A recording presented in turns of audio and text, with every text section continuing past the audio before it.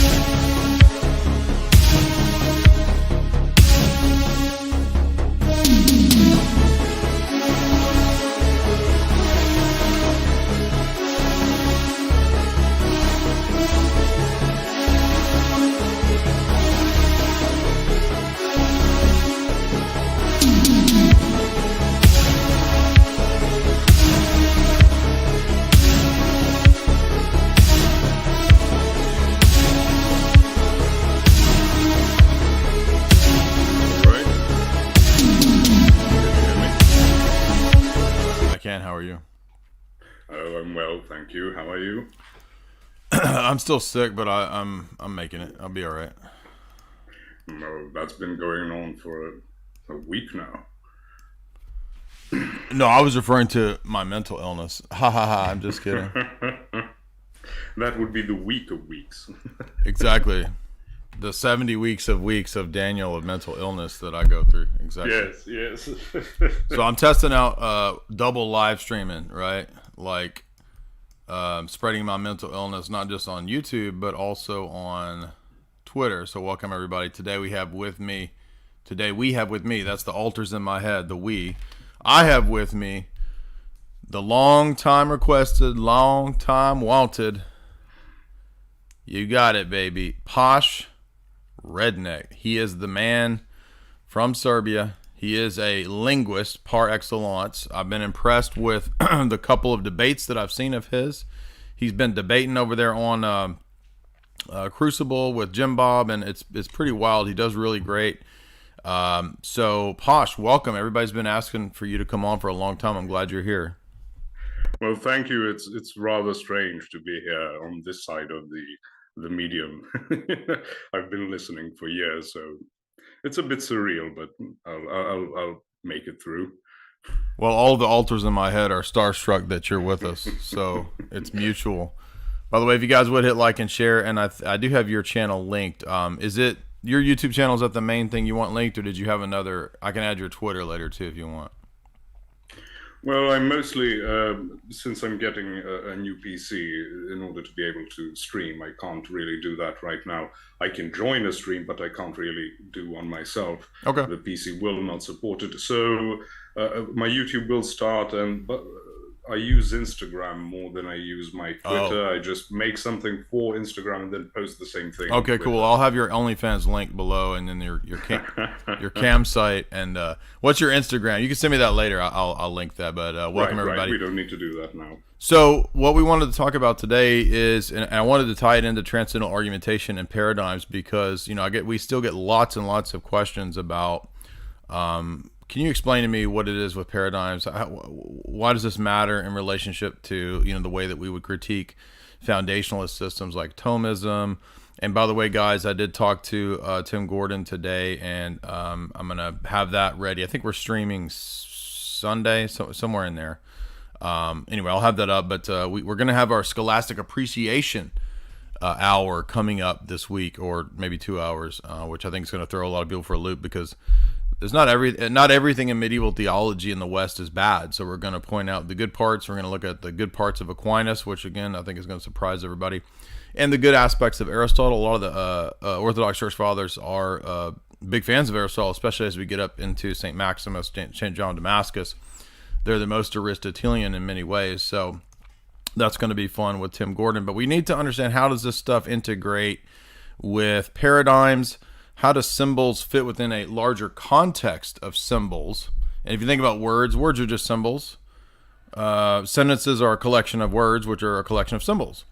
So what we're going to do is get into the philosophy of linguistics, because that's actually one of the great angles by which we can understand paradigms and holistic contexts for interpretation. And nobody better than Posh to help us do that, because he's I guess a master of linguistics. So how do you want to kick this off? I know you wanted to talk about symbolism, and what I'm going to kind of do is keep bringing it back to that philosophical side of how it fits into transcendental arguments and paradigms. And I also want to let you get into semiotics, the philosophy of symbols. Right. So my idea was to be more practical today, because That's fine. Most people, yes, because I think a lot of people have a problem with abstract thinking. There are people with a more engineering mind, and which is absolutely fine. But if we can bring all of these things that we talk about, the famous or infamous seven coconuts example would tie into this, and how you try to explain to Stefan Molyneux why an instantiation of something is not the same as In the fullness of the context, what we would know in the Latin terms as genus proximum and differentia specifica.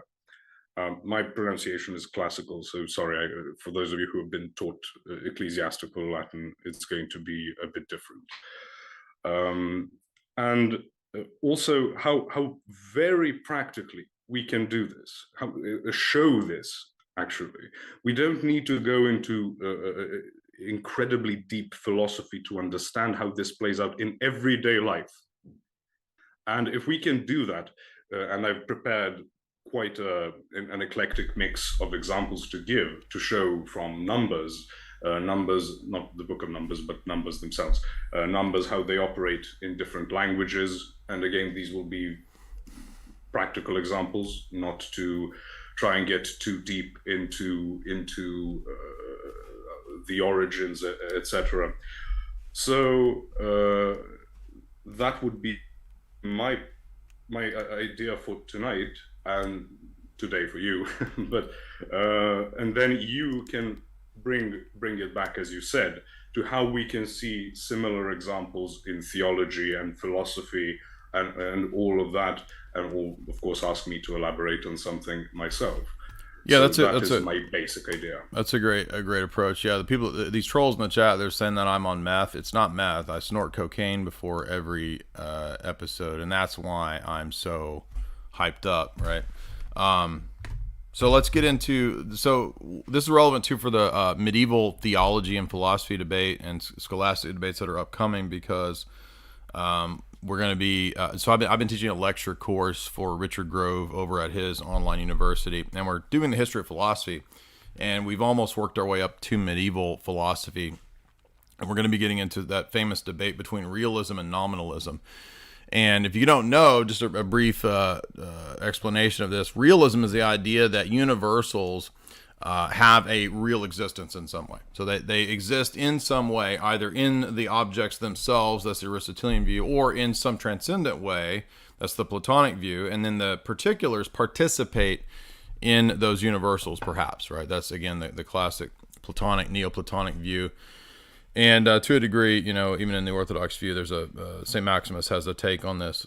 By the time in the Middle Ages, this becomes a heavy debate in the West, and it's a debate between the nominalists and the realists. And the reason that's relevant for what Posh brought up is because when it comes to the essences of things, when it comes to predicating common relations, any kind of metaphysical existence that things have in common, this debate hinges on whether those things are in some way real. So in the debate with Stefan Molyneux, for those that haven't seen it, if you watched that debate, you'll note that I critique Stefan on this very point. When you have an empiricist, nominalist approach to the existence of these kinds of things, what happens is you get a lot of difficulties when it comes to explaining the commonalities between things.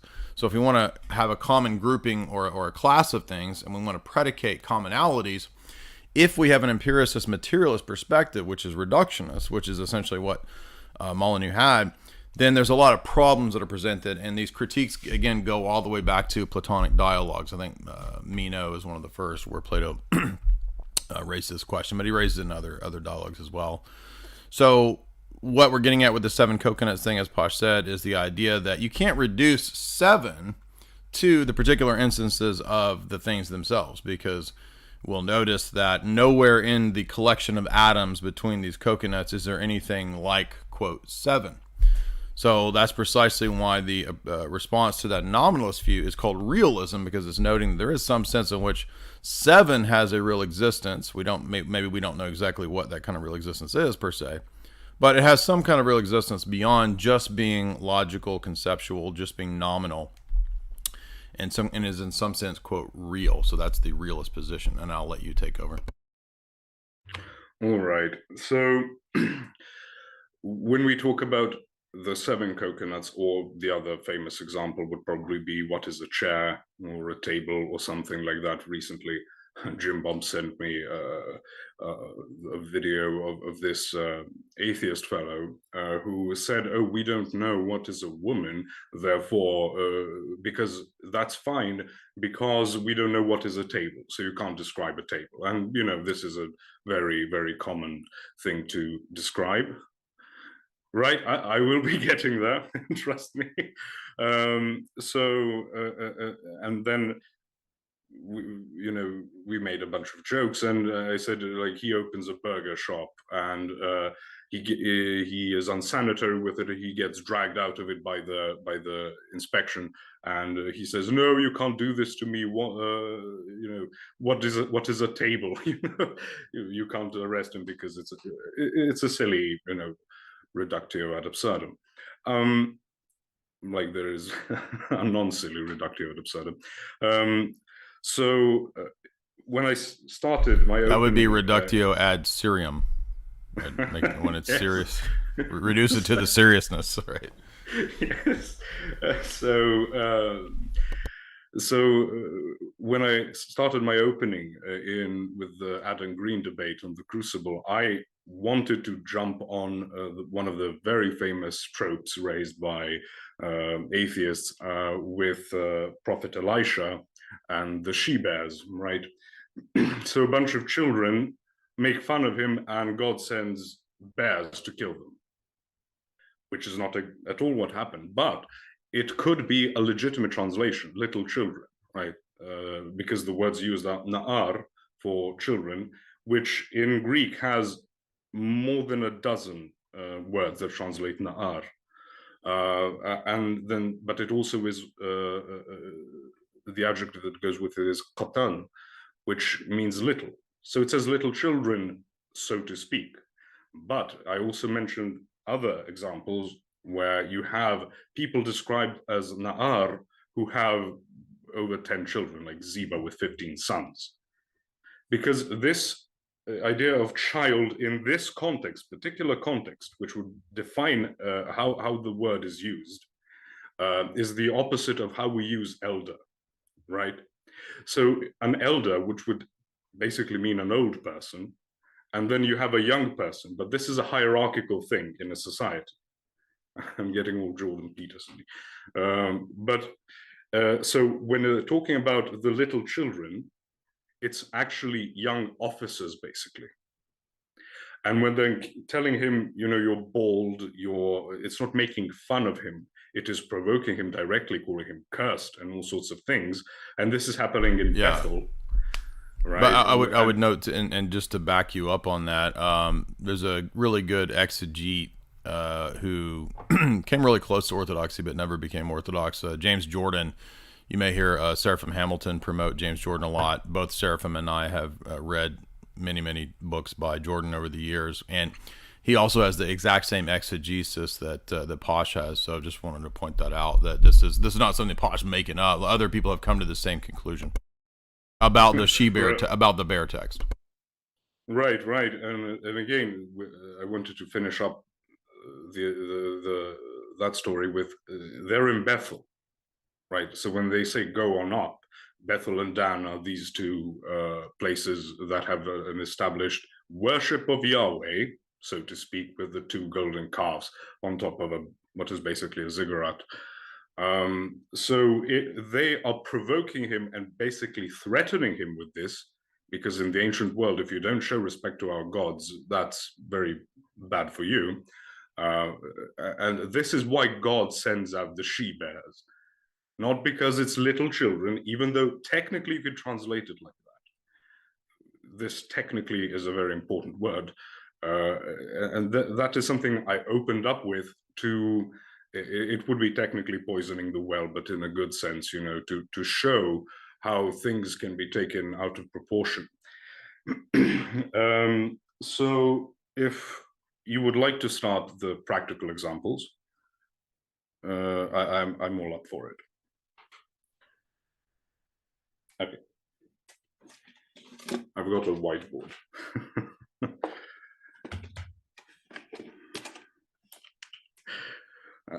That's trademark, dude. That's trademark. That's put that down. I'm the guy with whiteboards. Right? They have these hinges that move around, and I duct tape them like a bloody Cro-Magnon. So I'm going to start with a very practical thing. You have ghetto white boy whiteboards. Exactly. That's wild. So can you tell me which letter this is?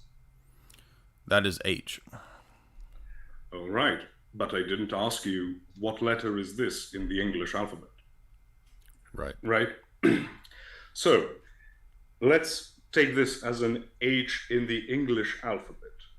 Actually, let's do that later. Let's show a couple of things that this would work. So in the English, and I'll mark it with an E, we have, is this flipped? Sorry. No, it looks good. Okay. Look, did I do good? Did you want me to draw along? Nice. This is Bob Ross. Yeah, right. Bob Ross is teaching you how to do your letters. So for those of you in the chat, if you are new to English, to letters, if you're illiterate, this would be great for you. Right. So I'll spell it like this, like H. Yeah, right. Right. But at the same time, this is the English which uses the Latin script. But we can also use the Greek script, which I'll mark with the G. In the English script, the Greek script, this is an eta or an eta. Now it's an eta in modern Greek, and it has the value of e, but in the classical Greek, it would have a value of as an eta. When you spell Jesus in Greek, in classical Greek and in Koine Greek, it would be Jesus.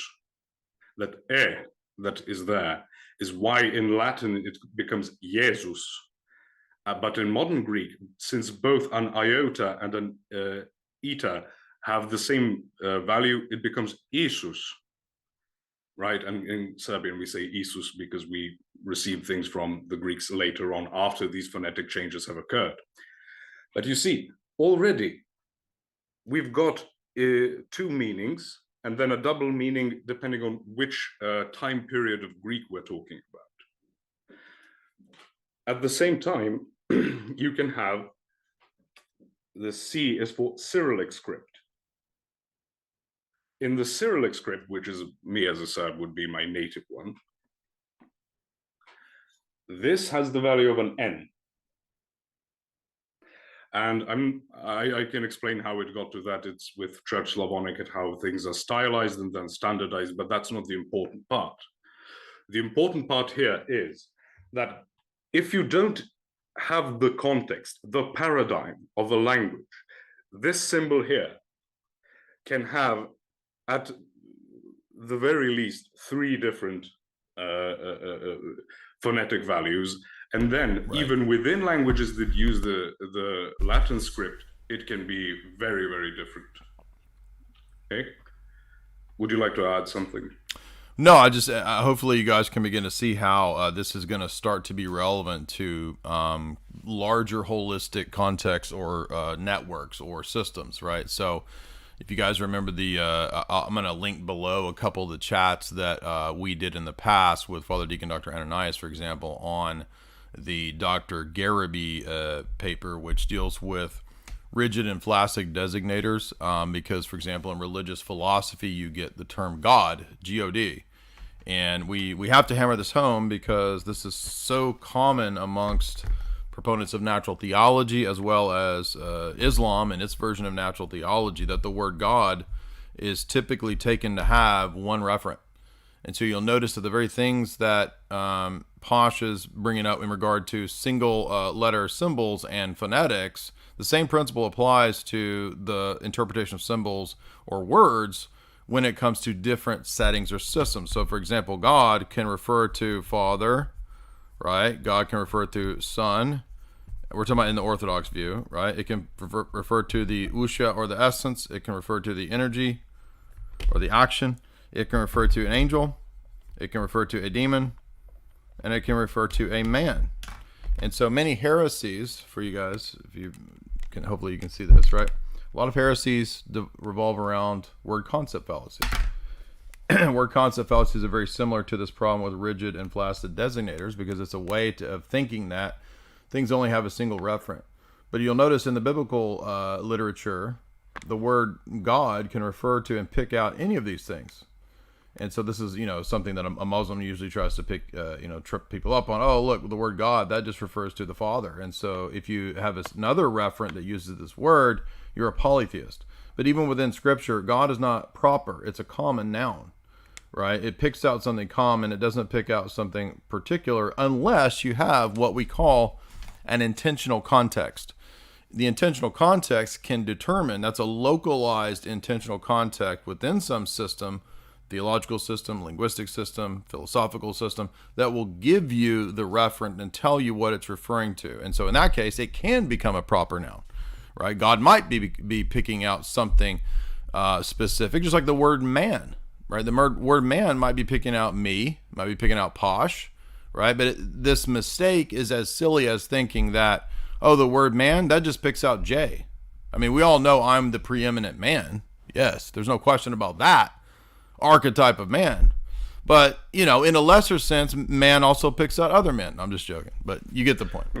And biblically speaking, the word for man is Adam.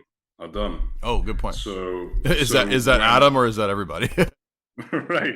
And when you talk about it in Ezekiel, when it keeps saying son of man, son of man, son of man, that is all son of Adam in Hebrew, right? And that would go into the whole father and son, language, how it's used, but that would be a different topic, to cover why it applies to call no man father, for you have one father, heaven, etc. But that's not something we might want to get into right now. So I'm going to give you a foreign language example for you, because it's going to be words, how you can interpret them in different Slavic languages. Just to, again, we're trying to be practical and not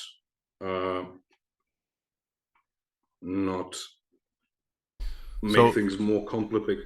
So while he writes that, guys, again, the reason that the purpose I have in sort of chiming in is to point out that notice the way that language is going to work as a system to inform the particular. So think about languages as like big whole systems, right? And all the words within that language that have meaning and referent, right? In the case of the examples that Posh is giving, what we're going to see is that any particular instance will necessarily have a referent to the whole system. Go ahead. Right. So this is the word I'm speaking of, and these R and S are for Russian and Serbian. Right. So if you and I and a Russian were walking across some landscape and we came across a sign and it said this.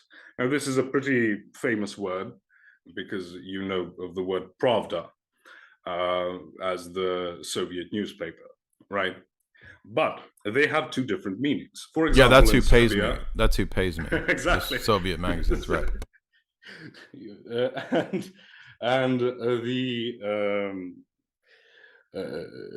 We in Serbia have Ministarstvo Pravde, so the Ministry of Pravda. And if you translate Pravda, in Russian pronounced Pravda, into English, it's going to mean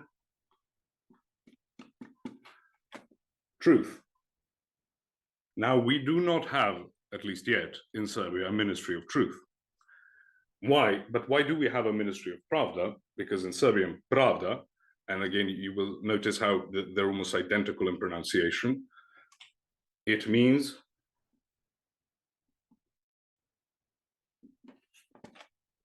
justice.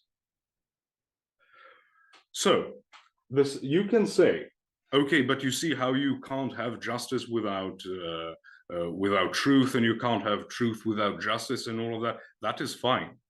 But in Russian and in Serbian, you have words for those other things. You have different words. So because both are Slavic languages, right? Russian is an Eastern Slavic language, Serbian is a Southern Slavic language. There are going to be differences.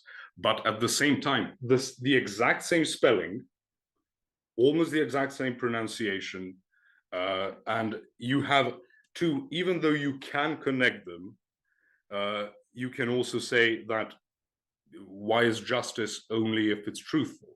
Why isn't it justice that there's a dictator at the top, the God Emperor, and whatever he decides that is just, right? So maybe you don't need truth.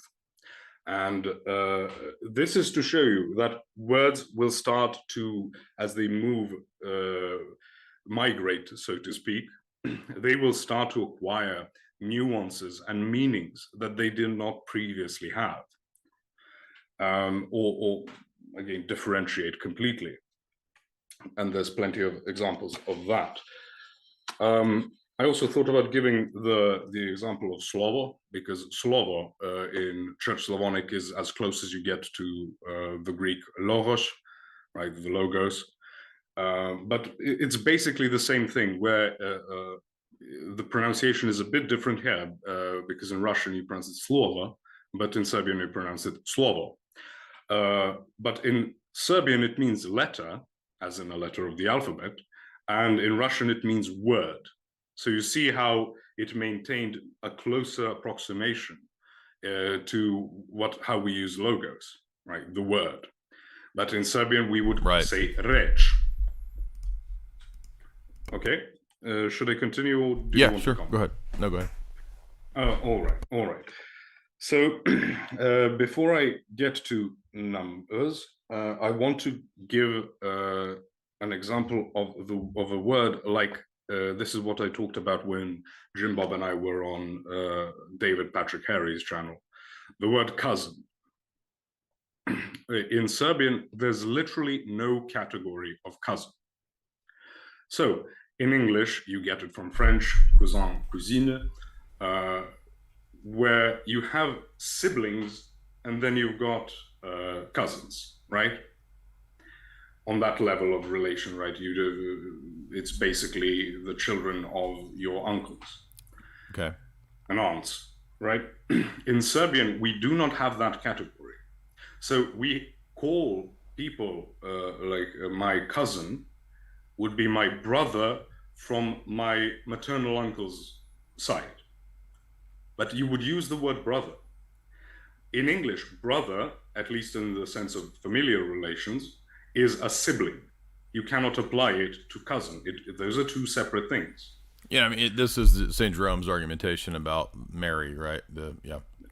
Right. And that's what I want to say. When we say Adelphos tou Theou, right, brother of God, St. James, the brother of God, even though the word Adelphos means brother, and you can translate it into English as brother, the fact that these languages have different categories is going to mean that you have to somehow qualify the word in English to say brother, and in parentheses put something, like not from the same mother or whatever.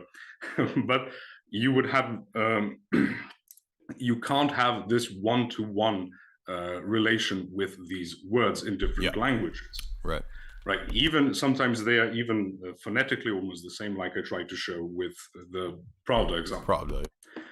Okay. So, and we've all heard, especially St. James, the brother of Christ. This is constantly used by people who do not accept this paradigmatic thinking, who say, oh, it's obvious from the scriptures, right? It's obvious because it uses the word brother, and brother is in English a sibling, etc., etc., etc. You see how you can't really, if you don't accept paradigmatic thinking and think things are obvious or apparent, or the term used specifically is perspicuous, you're going to have very poor theology. And that is something I wanted to mention. As you said, this is what St. Jerome kept talking about. I just also wanted to add Serbian as an additional layer to show that this is more universal. It's not just St. Jerome or anyone who would use this argument saying, oh, you don't know Greek. This is a special thing in Greek. This is a very common occurrence in all sorts of languages. So another example I gave in the David Patrick Harry stream is first floor and second floor as it pertains to American English and British English. So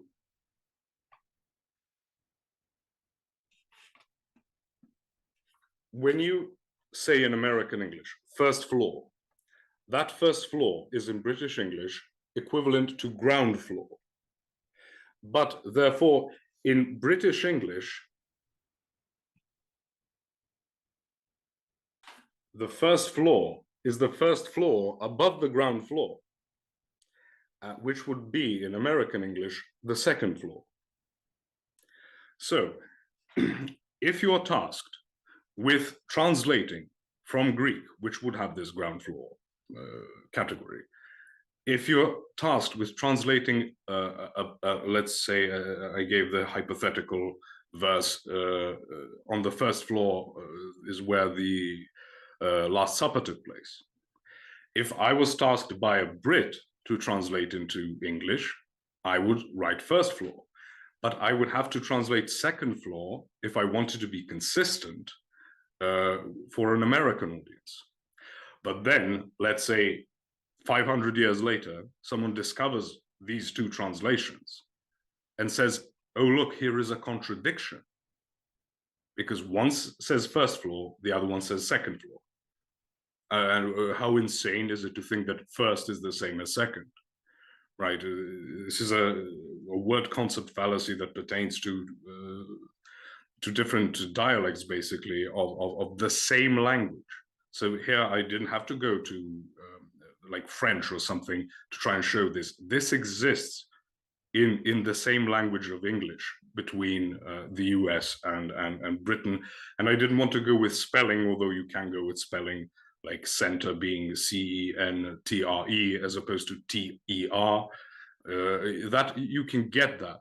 But when it's first and second, when it's numerological, you can't really show, you can really show how differences can appear. Okay. Do you want to comment or something? I would like to comment to address one of the comments in the chat, which is not directly relevant to what you were talking about per se, but it does need to be addressed because it's one of the many misunderstandings that we have to always sort of confront. Somebody said, isn't presuppositionalism just postmodernism plus the Bible? No, let me give you an easy way to show that that's absurd. For example, if you were to look at this argument here, this is a valid, right, argument, and it says X is the necessary condition of Y. Y, therefore X. Nothing in that has anything to do with postmodernism at all. No connection whatsoever. It's a form of argument that is the same as most versions of transcendental arguments. And so transcendental arguments, you can find these in Aristotle in his Metaphysics. You can find them in John Damascus, page 1 of Fount of Knowledge. And you can find modern theologians and philosophers, even in the Thomistic tradition, making use of these kinds of arguments. So the form of the argument has nothing to do with postmodernism at all whatsoever. So I'm not trying to be rude to you, to whoever had that comment, but nothing to do with either of these things. Sorry, go ahead. To make a bit of a comment on that myself, the problem, and this is a huge problem in especially Protestant exegesis of scriptures, is that you have a fight between postmodernism and then people say, oh, I'll respond to that, and they respond with modernism. And that is going to cause a lot of problems, right? And this is a whole thing that's constantly debated in academia, when Nietzsche's comment about every piece of wood becomes the cross, if you're a Christian, in the Bible, I mean, every piece of wood becomes the cross, right? So he's basically saying we have the intention of doing so. But this is the problem. When you had the German scholars, especially in the 19th century, they threw out all sorts of things. Like they threw out King David. They said, oh, no, he's like King Arthur, even though King Arthur existed. But then you had discoveries because King David wasn't that important historically speaking, right? He's very important theologically speaking. But if you want a king who is important in the historical sense to the neighbors, it would be Omri, King Omri, who has, I think, 2 verses in the entire Bible dedicated to him. One of them saying, if you want to know about his reign, go to the annals of history. Right? So he's not important from a theological perspective. But when they did find archaeological evidence of King David, they tried to make all sorts of suggestions on how you should put the diacritics around the consonants, because diacritics are, of course, a medieval thing for Semitic languages. By that I mean the vowels, there's little dots and dashes that are around the main texts, so to speak. Then they try to say, oh no, it means this, it means water bucket, it means whatever. And this is what happens, modernism and postmodernism are not the only choices. That is part of what we're trying to do here. Okay, so right, I gave the first and second floor. Let's move to numbers a bit. Yeah, one thing I would add is that might be relevant to that person's question is that one reason people might think that it's postmodernism is because of the fact that postmodernism sees everything as purely as narrative. So postmodernism says there is no truth, right? What we're arguing is not that there is no truth. So the fact that I might make an argument that we all have paradigms doesn't make me part of postmodernism, right? So in other words, I might use an argument from David Hume that doesn't make me a Humean skeptic. Right. Also, the examples I gave, like with the letter H, which can be all sorts of other letters, it's not saying there is no meaning to the symbol. Right. It is saying it has a meaning, but you have to know in which context to interpret it. If you see the letter H, but you're Chinese or something, and you've never, let's say like ancient Chinese, it's not going to have any meaning for you. This is also a problem when people say, just look up the dictionary definition, because it's almost as if people think dictionary definitions imbue words with semantic value. This is not what happens. Dictionaries record the semantic value of words as they are being used. When I mentioned this first time to Jim Bob, I said his book, Savage Memes, like savage in the sense of, this, how shall we put it, like no bar's hole or whatever, just this mockery that is intense, is not going to be the meaning of savage as it was traditionally done. But it does not mean that it has no meaning in and of itself in this modern context. And with meme, you can go with meme as Richard Dawkins popularized it as this type of social gene, like an idea that moves throughout society. You can go even to Plato, his idea of mimicry, and where he gets his based take on artists, right? If you draw a picture of a chair, you are mimicking, making a meme basically of a chair. So it's a pale mimicry, and the chair itself is a pale mimicry of the ideal chair in the world of ideas. So it's a double mimicry, and therefore artists should be chased out of the city, basically. Yeah, right.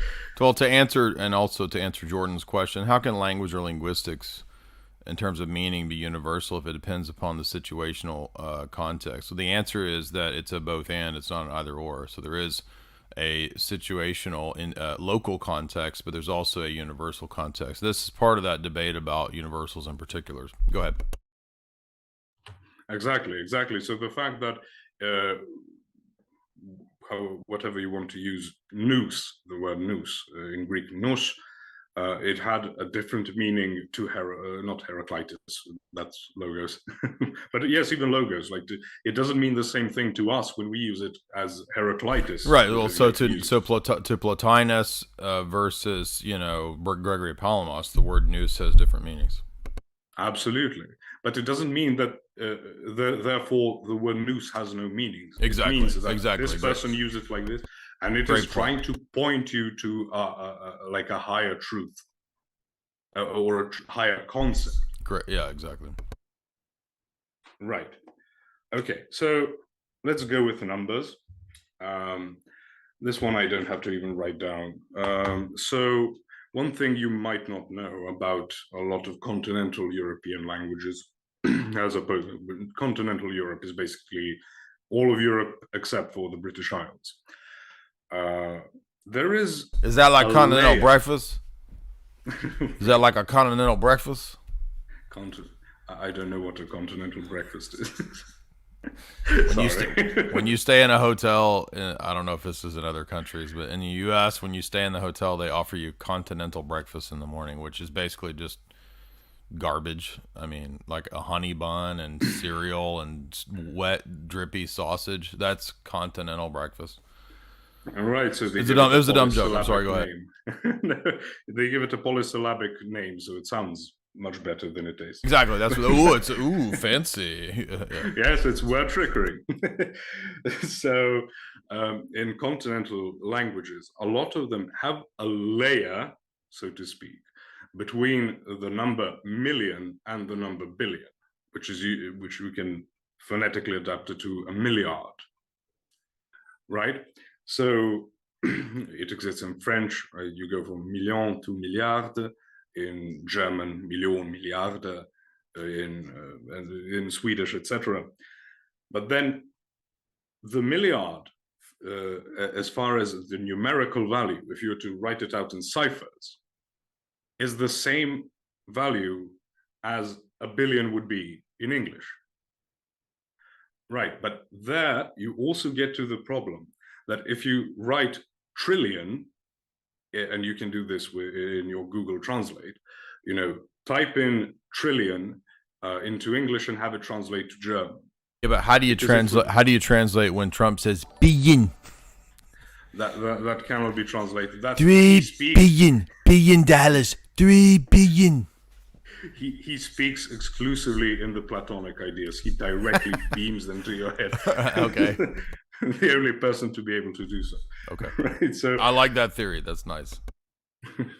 So basically, this is similar to the second floor. Like, how can a trillion be equal to a billion? Well, it's not. But if you're going to translate, you're going to confuse people. If you tell someone, a German does not know this, and you owe him, and he tells you $1 billion, you're in 1,000 times more of a problem than if he knew that in English that's a different word, right? And again, to reinforce what we were trying to respond to earlier on, it's not that billion therefore does not have a value. It has a different value in English than it does in German. And both of those are valid because that is how the Germans use the word, and this is how the English use the word, yes, or American. Exactly. And I want to add to everybody, hopefully everybody sees how practical this is, right? So it might at first seem a little obtuse or abstract. It's not. It's actually really practical. I'm not very good with languages. It's not my area. It's not my specialty. That's why Posh is here to do. He's great at that. He has a gift for that. And I'm translating it over into philosophy speak to illustrate a lot of the points that we've been trying to make over the years that a lot of people have a really hard time with. So that's what we're trying to do here. Right, because they are very much connected. It's not you. This is something that exists in linguistics, but it doesn't exist in theology.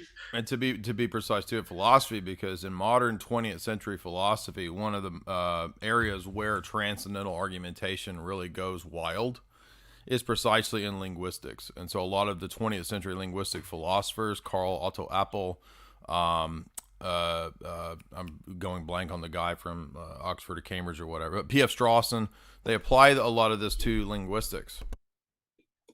Right, and this is the problem. People, if you do not have this classical foundationalist empiricist presupposition, because it is a presupposition, they just presuppose that the only valid presupposition is empiricism. Therefore, there are no presuppositions, Yes, which is contradictory. But if you can't look at an arrangement of letters and have it.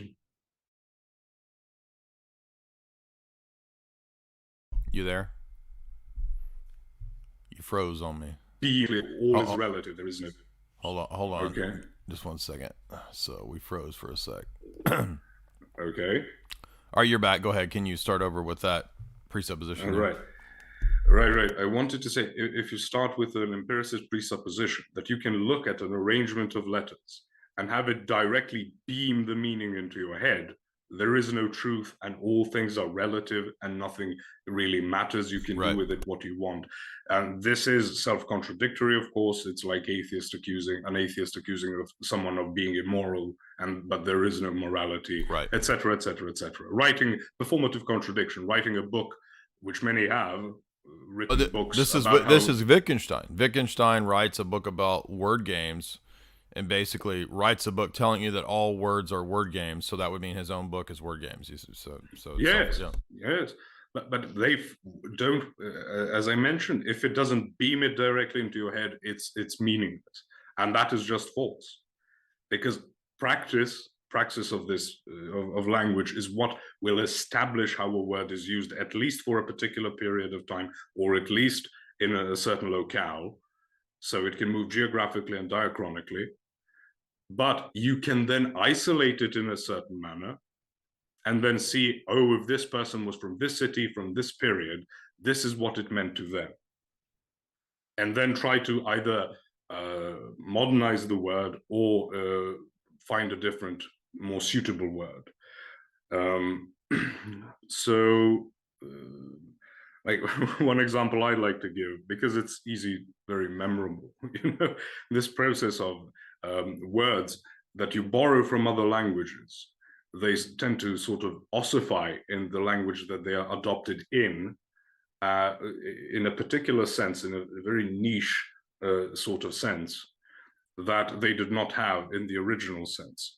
So the words sperm and semen, from Greek and Latin sperma and semen, means seed. Seed, just seed. So you can call Johnny Apple sperm, but you probably wouldn't. And in English, you wouldn't confuse these things. No, I would. I would. That's because of all the... And have. If you let it dry out, it's too... Okay, let's not entertain the idea too much. But you see, it becomes a technical term in English. Even though if you go back to someone like Saint Maximus the Confessor, his idea of logos spermaticos, like that spermaticos, it means like seed form, seed-like, right? So logos in seed form, right? You can't just then say, oh, in English we use the word sperm like this, therefore you can then read it back. This goes also through the referent of God, is that we have sort of eliminated, we've whittled down the usage of the word God.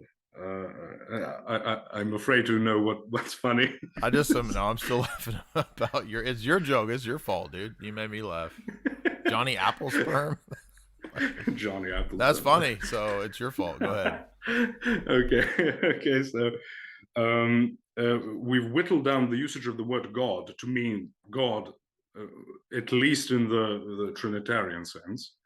And then if you go back to the Psalms, and then all of these Elohim start getting mentioned, who are not God, you see that as a contradiction.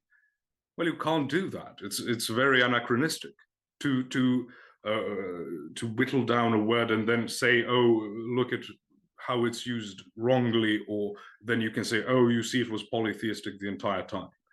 And I try to tell people, stop trying to fight for monotheism.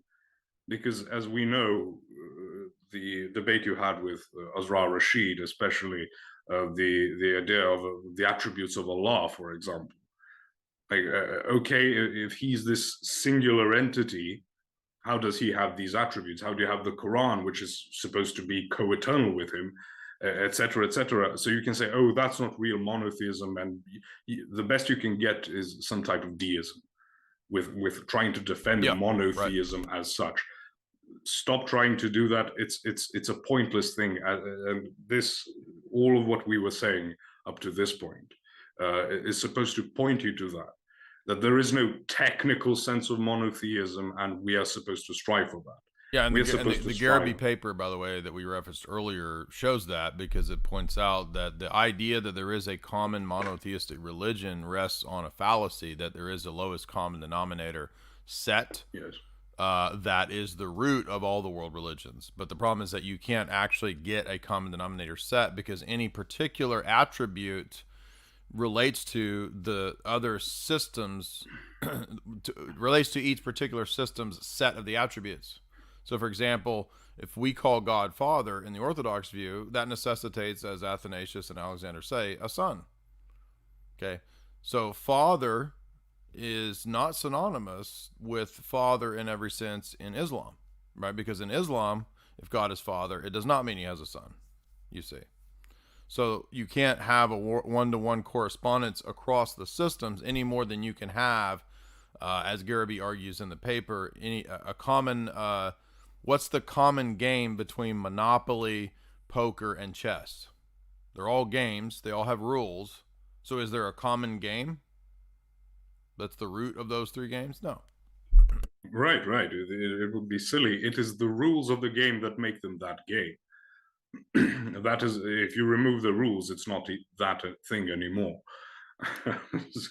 It reminds me of Jim Bob had a debate about veganism on the Crucible, and someone said, well, is the whole burnt offering event justifiable if Jews were not made in the image of God? And he says, no, that's impossible. But what if it was the case? So it's basically, what if this thing was the same thing, but it was not the same thing? You know, it's pure madness. Right. So where were we? Yes, but what if there is a computer on another planet, and this computer programs the people to be like the computer on that planet? There is no God. That man, I don't know even how to respond to a statement like, my brain is a truth-seeking machine. Okay, thank you. The atheists, what's funny about atheists is that they love those really wild sci-fi analogies, I think, because they watch so much Marvel garbage that they almost think that the sci-fi analogies in this multiverse are actual arguments, and they don't really get the point of, you know, possible worlds arguments. They're not to posit and satisfy your lust to be a deity in some other universe, right? Right. Well, again, he asked, what if Jim Bob believes being made in the image of God is what makes you human? What if there are people who were not made in the image of God but were also human? Yeah, that's misunderstanding the very definitions of the words in question, right? So it's madness, it's absurdity. Absolutely. So the number 3 is the number 3, but what if there was another number 3 that wasn't the number 3? Well, exactly. How would you solve that one? Oh, again, I don't know how to respond to these things. Well, this is similar to explain. Yeah. Sorry. No, go ahead. I mean, yeah. How do you respond to that? Because it doesn't even make any sense. I mean, and by the way, this also does touch on some of the stuff that I've been arguing against in the last year, which is this multiverse stuff. Because if multiverse breaks down the law of identity, which it would, then it's not you in the other universe. So I think that's a really simple refutation of all this multiverse nonsense. Right. It's Thomas Nagel's bat thing, right? You can't know what it's like to be a bat. The closest you can get is trying to imagine what it would feel like for a human mind to be in a bat body. And even then, you can't do it. You can try to. And this is a lot of very bad theology comes from this, as I keep trying to emphasize on the streams. Like, stop thinking of God as infinite. Think of him as transcendent, because infinity, from a human perspective, is just, you can't really stop counting, right? But it's an endless sequence of finite things, right? It's like saying God knows the future, as if that was the same way that a human would know the future if I were clairvoyant. Like, no, God's knowledge is on a completely different level. It is not just God has all the facts. He's It's not a set of It's not a set of propositions. It's not a set of propositions. Right. Category error, even if you think about the angels, let alone God. Okay, back to practicalities. So I thought I could try and show, when we talk about the Hindu-Arabic numerals, which is the common way we would write numbers nowadays, because it's become very standard, even with languages like in China or in Japan. You know, they have their own way of writing numbers, but they've seen how practical it is for this. And I'll try to show you what was the original intent of how the symbols worked for the numbers. So the basic idea is that you would have inherent in the very symbol you are drawing a number of angles that you could count. So just a moment, I'll be quick. And 9.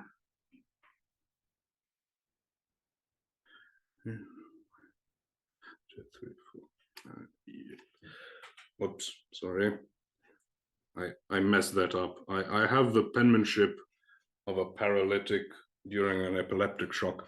So, okay, this is how they were envisioned originally. So, as I said, you would be able, in the symbol itself, to count the number of angles that exist in the symbol itself. See, 1, it's got 1 angle here. 2, 3, 4, then you have, 5. You've got 2 here, right? You've got a square, that's 4. Then you've got 1 here, 4 here, and 2 here, that's 7. You've got 4 here, and another set of 4 like there. And this is the one I messed up. It's like you've got a square, then you've got here, here, here, and 2 up here. So basically, I don't know how well people can see this. No, I understand. I have a section in my meta-narratives book where I talked about this, because right. Some of this comes out of the old, like, Masons would utilize ciphers like this, and old, which they're just borrowing from what you're talking about, right? Because you can have a box. Yeah, isn't that right? Like, so it goes.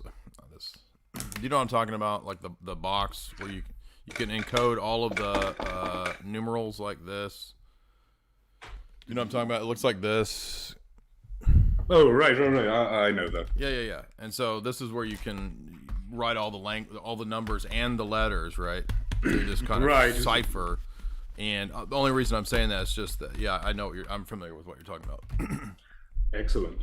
So now you've got this, but if you stylize them, you lose this function.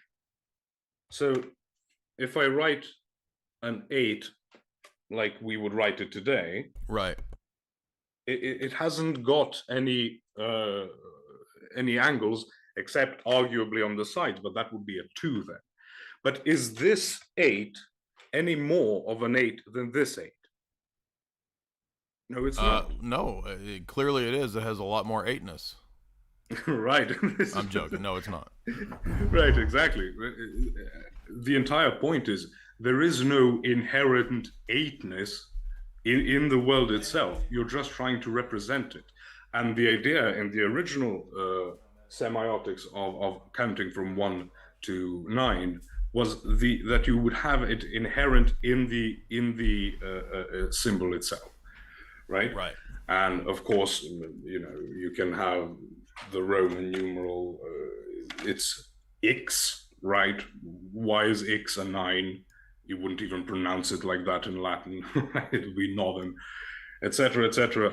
But this is also to show that even if it had a very practical component to it, it doesn't matter if you stylize it. It's sort of like fonts with written language.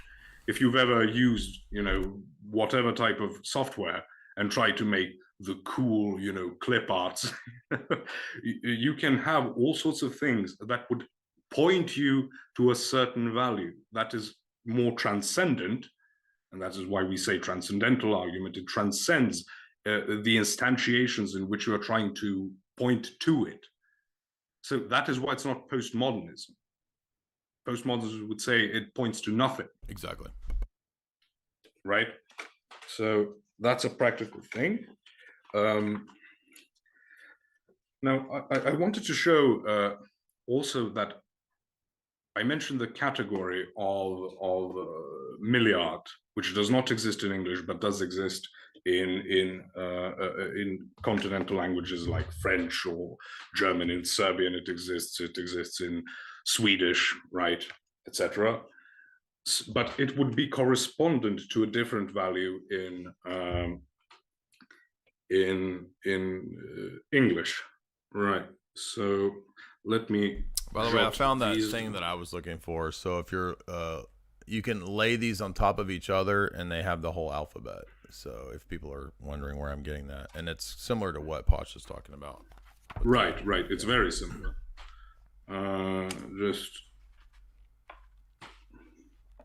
Okay.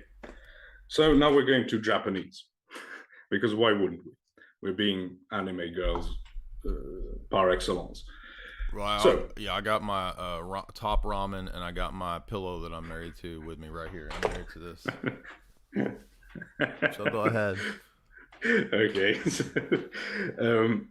When we talk about numbers in our conception, we will have levels. Basically, we build up, from 1 to a 10 to 100, and then they will start repeating. I can talk about that if you'd like. But when we are talking about... now I'm already jealous, by the way, because now your whiteboard has its own profile and handle, which now, so I'm I'm enraged with jealousy because now the whiteboards are getting their own profiles, and I thought mine was the one. And they will overthrow us eventually. Anyway, go ahead. The rise of the machines. So this is in... No, it would be a racial uprising of the whiteboards, right? It would be the Reich, whiteboard power. The whiteboard Reich. I'm sure we can think of some pun for that, but so in Japanese, if you start counting, this is the symbol for 1, ichi. So 1, 2, 3, 4, 5, 6, 7, 8, 9, 10, right? So this is a 1. It's very so simple. If I play a grime song, can you tell me what the heck she's talking about? Because to me, it just sounds like a bunch of like Japanese girls giggling and talking a bunch of gibberish. I don't know what kind of music you listen to. You look like a metal dude. Are you a metal guy? I used to be, but I actually... In Serbia, we have a special place in hell for metalheads. So even people who like metal make fun of metal. Did the Jesuits send all the death metal bands into Serbia to corrupt it? Someone asked me a couple of days ago something similar, and I said, the theology of evil in Serbia is the third place for source of all evil is the devil, the second are the Clintons, and the first is the Vatican. So there you go. That is our hierarchy. So the Jesuits corrupted society with Serb death metal. There you go. You heard it from a Serb himself. Yes, because why not? So this symbol represents 10, right? Jew. And I'm not going to go in all of the betweens, but it's got a very logical system, right? So 11 is literally 10, 1, 10, 2, 10, 3, going on and on, until you reach this, which is a symbol for 100, hyaku. Okay? As you go 100, 200, 300, you get to 1,000, which is sen. But then you get to this symbol here, which is man. Now, man is 10,000. But you see, it's not built up of, does not consist of 10,000. So it's not Jusen. There's literally no category like that. It's a man. So they have a concept of self-subsisting, etymologically, self-subsisting 10,000ness. So if you wanted to say 100,000 in Japanese, you would not say hyakusen, like 100,000. You would say juma, 10,000s, and a million would be hyakuman, right? 110,000s, etc., etc., etc. So you see, they can represent the same numerical values, but they've got this category which is completely foreign to us here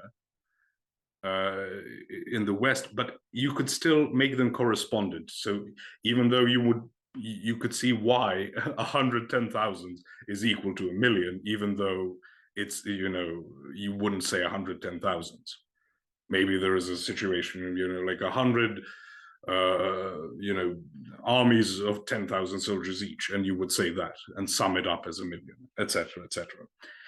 So that's something I wanted to show again, because this is how they practice their language.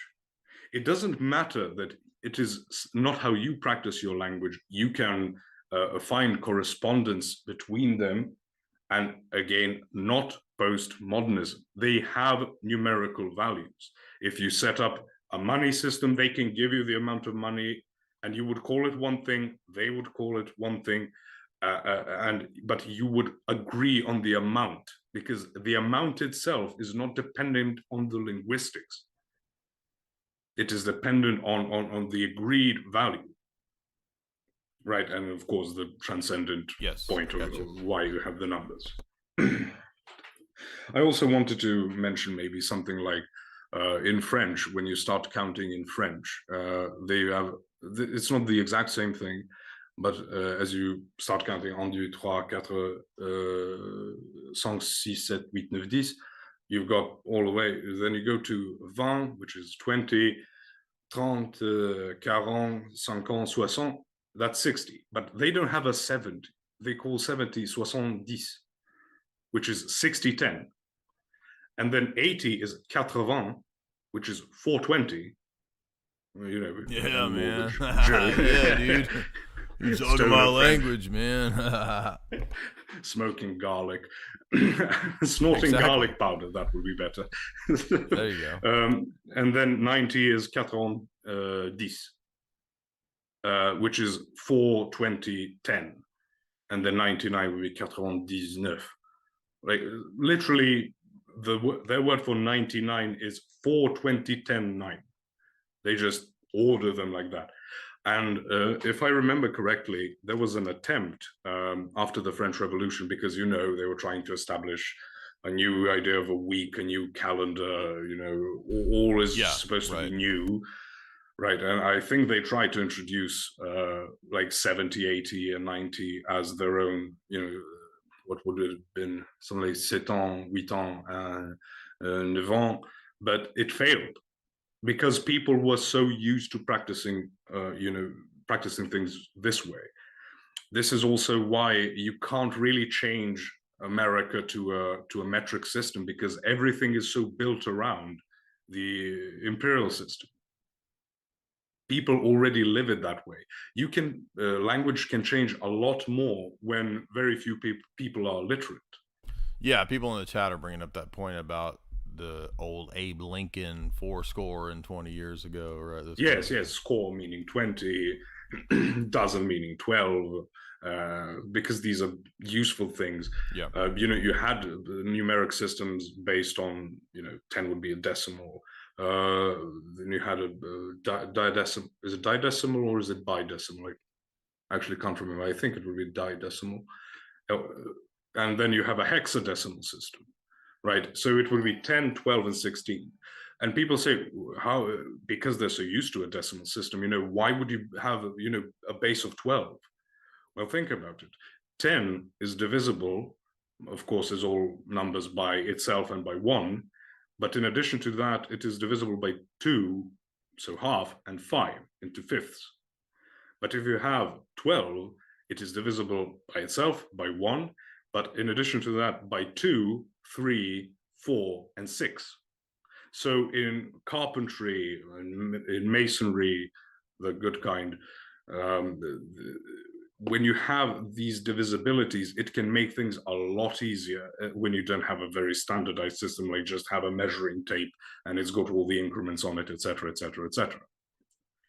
Right? So here I might mention like the temperature measurements. Like, it was not some, you know, grand cosmic chance that made it so that in the centigrade system, the Celsius system, that it just so happens that the 0 degrees centigrade was the point of freezing water and 100 degrees centigrade was the point of boiling water. No, it was very much intentional. So you measure the point of freezing and then the point of boiling, and then you put 99 increments in between. If someone wants to say 98, no, it's not 98 because it's 0 and 100, not 1 and 100. So therefore you chose this this measuring stick, right? That's what canon would mean. You chose this measurement, and then built upon that, in proportion to that, you're going to build a way of measuring a temperature. So they found it very useful to try and do this thing. Like a meter. If you have a meter, an established meter, and then you have a kilometer, which would be 1,000 meters, right?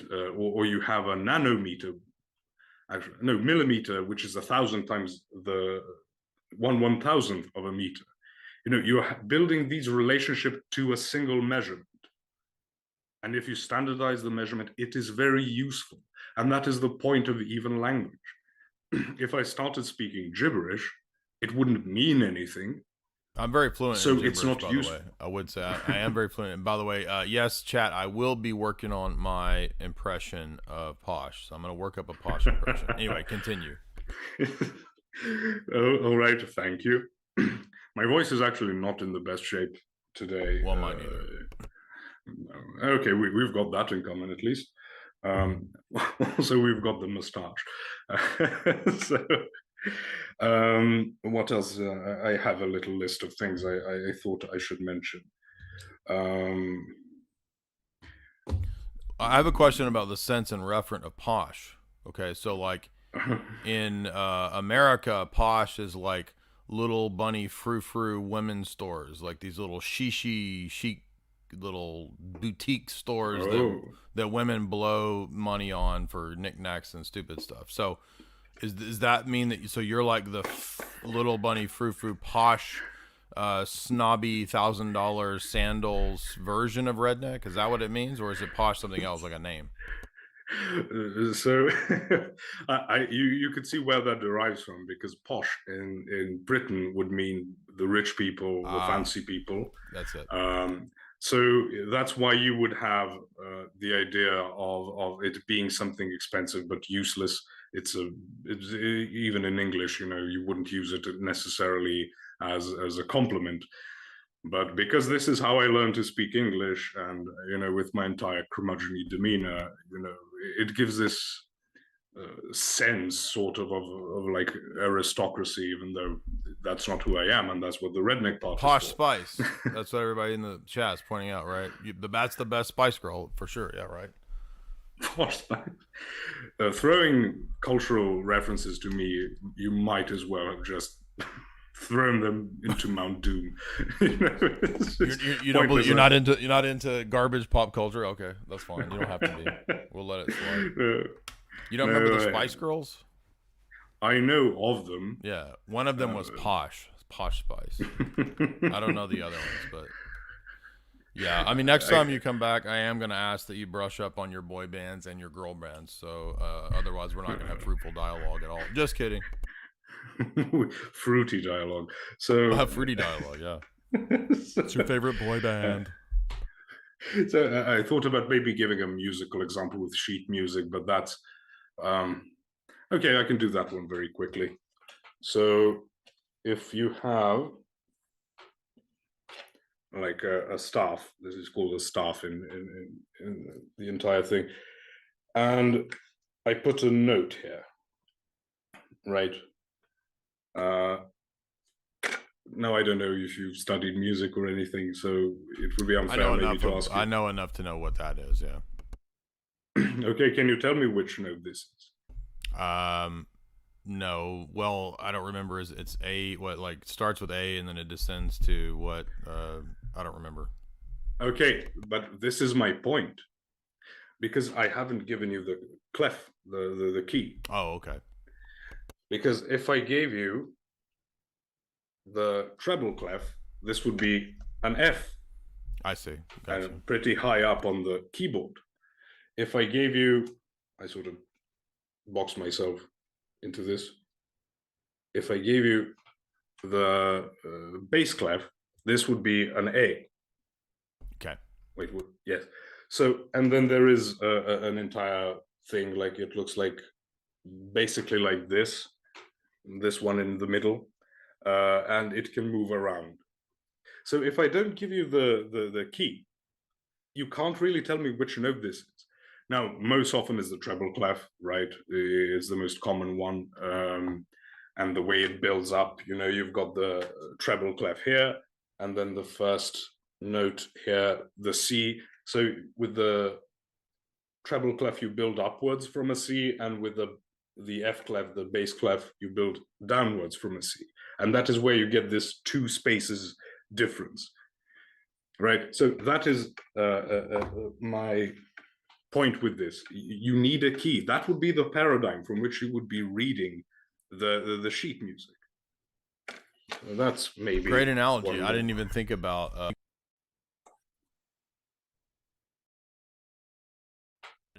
music notes having a parallel to paradigms. That's great.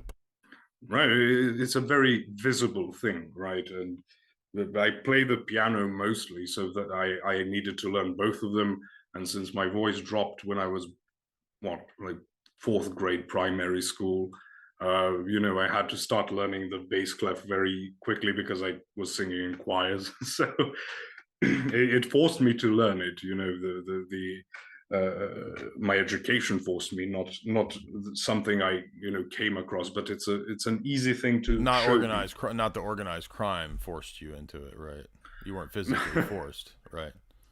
Yes, it was all above level. I swear. Okay. Well, notice like the word forced, right? I mean, force can be different senses. It could be a physical force. It could be logical force. It could be, you know, some sort of other manipulation of force, right? So, and I say that because people think, well, what's that have to do with anything? Well, actually, quite a bit in debates. Like, if you're debating libertarians will say, for example, you shouldn't force people to do anything. And they usually are just thinking of pure physical force. Oh, but what about Right. blackmail? I mean, I can force people to do, right? So it becomes arbitrary in what sense you are laying down the law that you shouldn't, quote, force people to do stuff, right? Anyway, go ahead. No. That is a great point, because it comes to the entire debate of positive and negative rights as well, right? Because the socialist retort would be, well, you're not, holding a baton over my head or a gun to my head to tell me I have to do something. But if you create conditions such as that I have to do it, it's my only option, that or die, it might as well be, right? Okay, we won't get into politics, even though it's so funny right now with all the things happening. So what did I want to do additionally? Right, I wanted to present the sort of a limit of a language, and I'm not going to write this one because it would be I'm going to try and emphasize it as much as I can verbally. So certain categories that exist in different languages, such as possessive adjectives, only show a certain level of, contain a certain level of information about the possessor and the possessed. So when you take English, and I will be using English, Italian, and German to try and show this. when you, and I will be using an example of a man and his brother and sister, a woman, her brother and sister, and to show you this, because it's the easiest thing to show gender, right? English does not have gendered nouns, so we're going to have to stick with very basic things. So if you say, this is his brother, referring to a man, this is his sister, referring to a man, from the his, you can take the, you can get the gender of the possessor. So he whose ownership is being described. If you, and then you, in the feminine version, this is her brother and her sister, right? So that's the only thing you can glean from this form. If you go to Italian and you say, è suo fratello e sua sorella, you get su o, su a. So you can glean only the gender of the possessed, that which is being possessed by the possessor, right? And the same would be like suo fratello, sua sorella, you know, if it was talking about a woman. But then you go to German and you say, das ist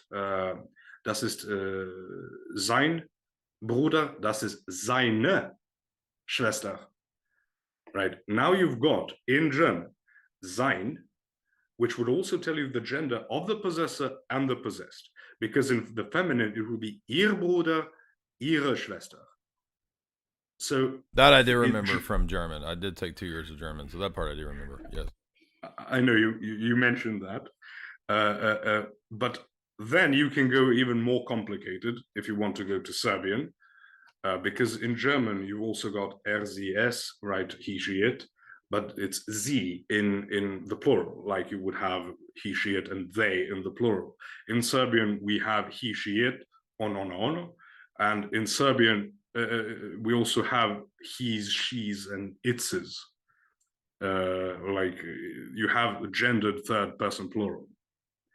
And all of those would have to show both the possessor and the possessed, but I'm not going to make this more complicated than it has to be. So this is to show that there are languages which have certain restrictions on them. You can't really force an English possessive adjective to try and then add also the gender of that which is being possessed. You can't make the adjective do that. You would have to add words to try and show this thing. And that is also to say that when you are translating, you're going to have to take that into account. But again, it does not mean that there is no truth. It does not mean all things are pointless, because in English you only show the possessor, in Italian you only show the possessed, and then there are people who go absolutely mad with all of this, and that shows that England wanted to conquer the world because they only care about the possessor. You have to go like Slavoj Žižek, right, and snort your way through. Well, hey, I mean, people are like, why are you even snorting lately? I'm like, do you not hear me doing my Zizek? I mean, maybe there's a part of Zizek that's now a part of me, and I just snort all the time. Or it's because I'm sick. So it could be either, to be honest.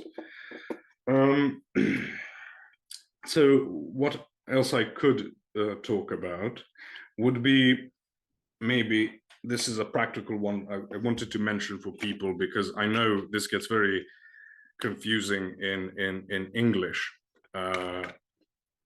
But it's this combination of letters, CH. Right.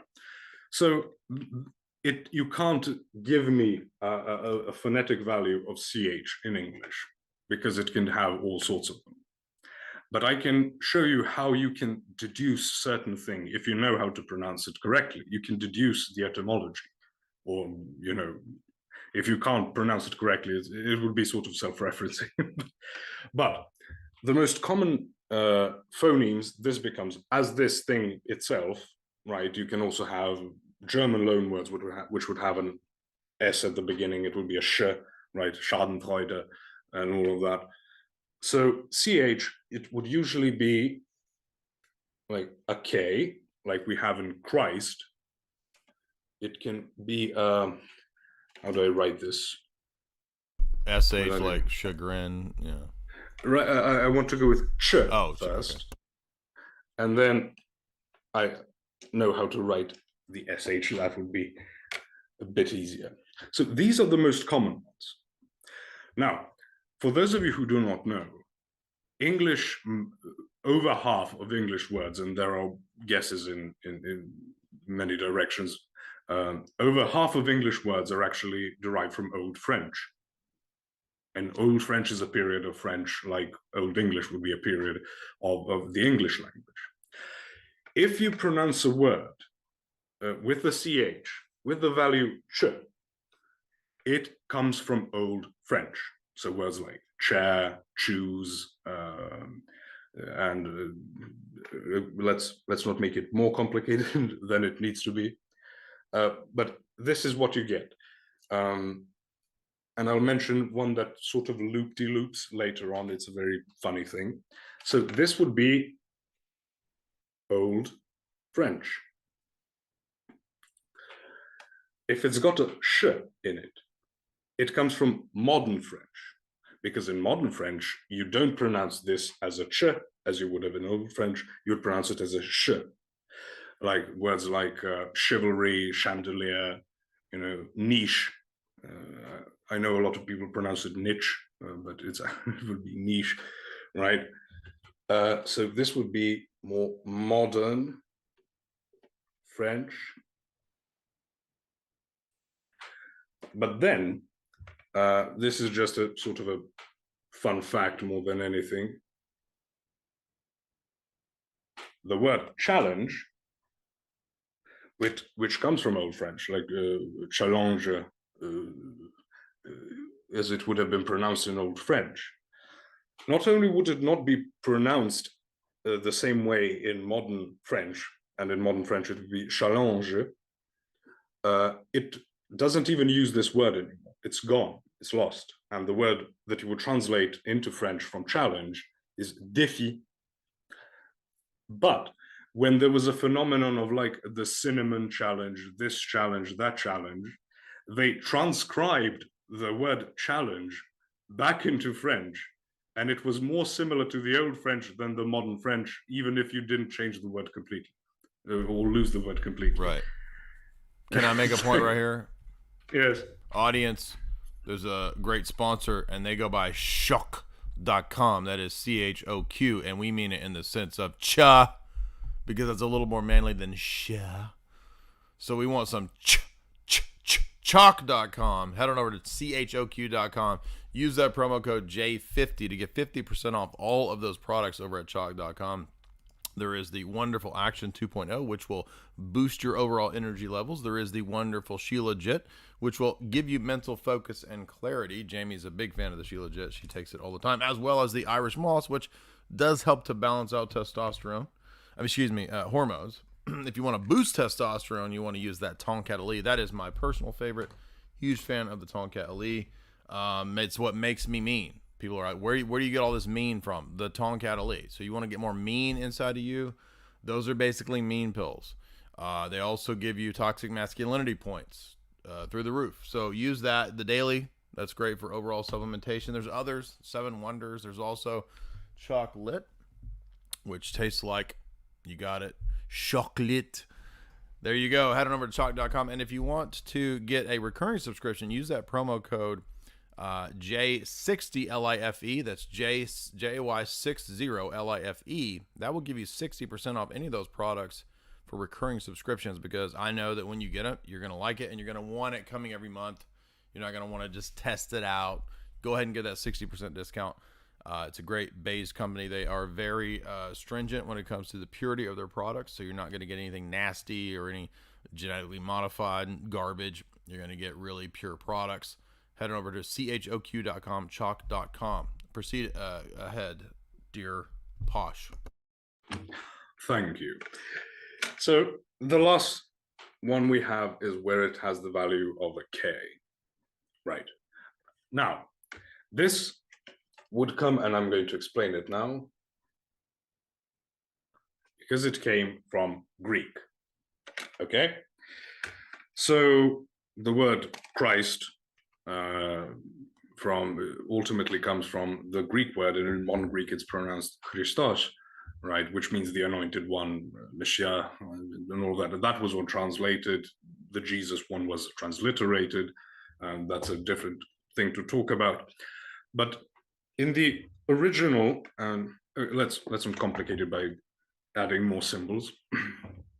That chi, the Cairo that you could see, it's for you it would look like a, if you're an English speaker and you don't read Greek, it looks like an X with a P through it. Although technically in modern Greek that would be an H and an R. But the old pronunciation, yes, that.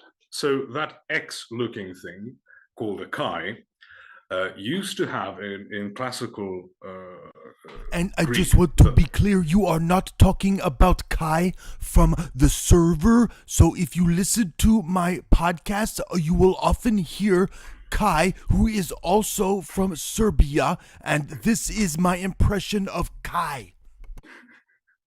I feel like I should be offended, but I'm not. No, that's Kai. I like Kai a lot. We've been a long time buddies. Yes, I know who he is from Kai Orthodox Shahada. Yeah. So hopefully Kai appreciates my impression of Kai, but so the value of the Kai would have been a ch, right? This what would be known as an aspirated K. So aspirated would mean you could breathe it out, basically. The K sound you make, regular K, it's a K. You can't produce it continuously because you produce it by creating a full barrier, and then you create the sound by releasing the barrier and letting the air through. But if you don't fully close the airflow, close off the airflow, you're going to get a ch sound. Now, that sound did not exist in Latin. So the Latins, how they decided to, the Romans, I mean, how they decided to write that down is like a C, which for them would be a K. A K is a very rare letter in Latin.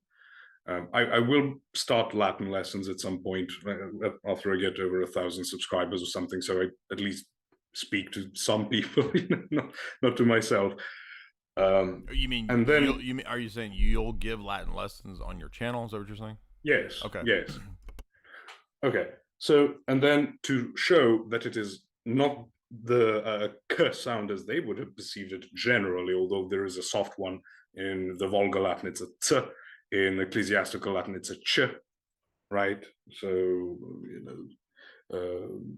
ex sese non ex consensu ecclesiae, as Vatican I would say, out of himself, not out of the consensus of the church. So they add an H to show that it is aspirated, it's a breathing thing. It's a ch. But they pronounce it as a K because they couldn't bother. I think the very posh, like as we're talking about the British sense of the word posh, like the higher up, the noble Latins, they would have, their Latin was much more Greek-like than the common Latin spoken by the people.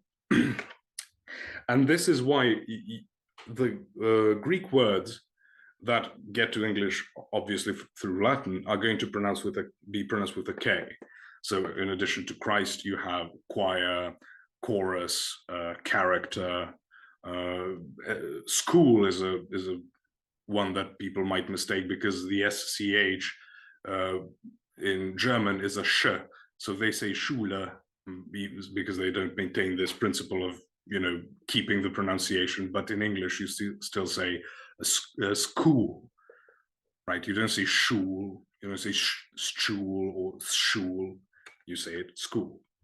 So this is one that is interesting.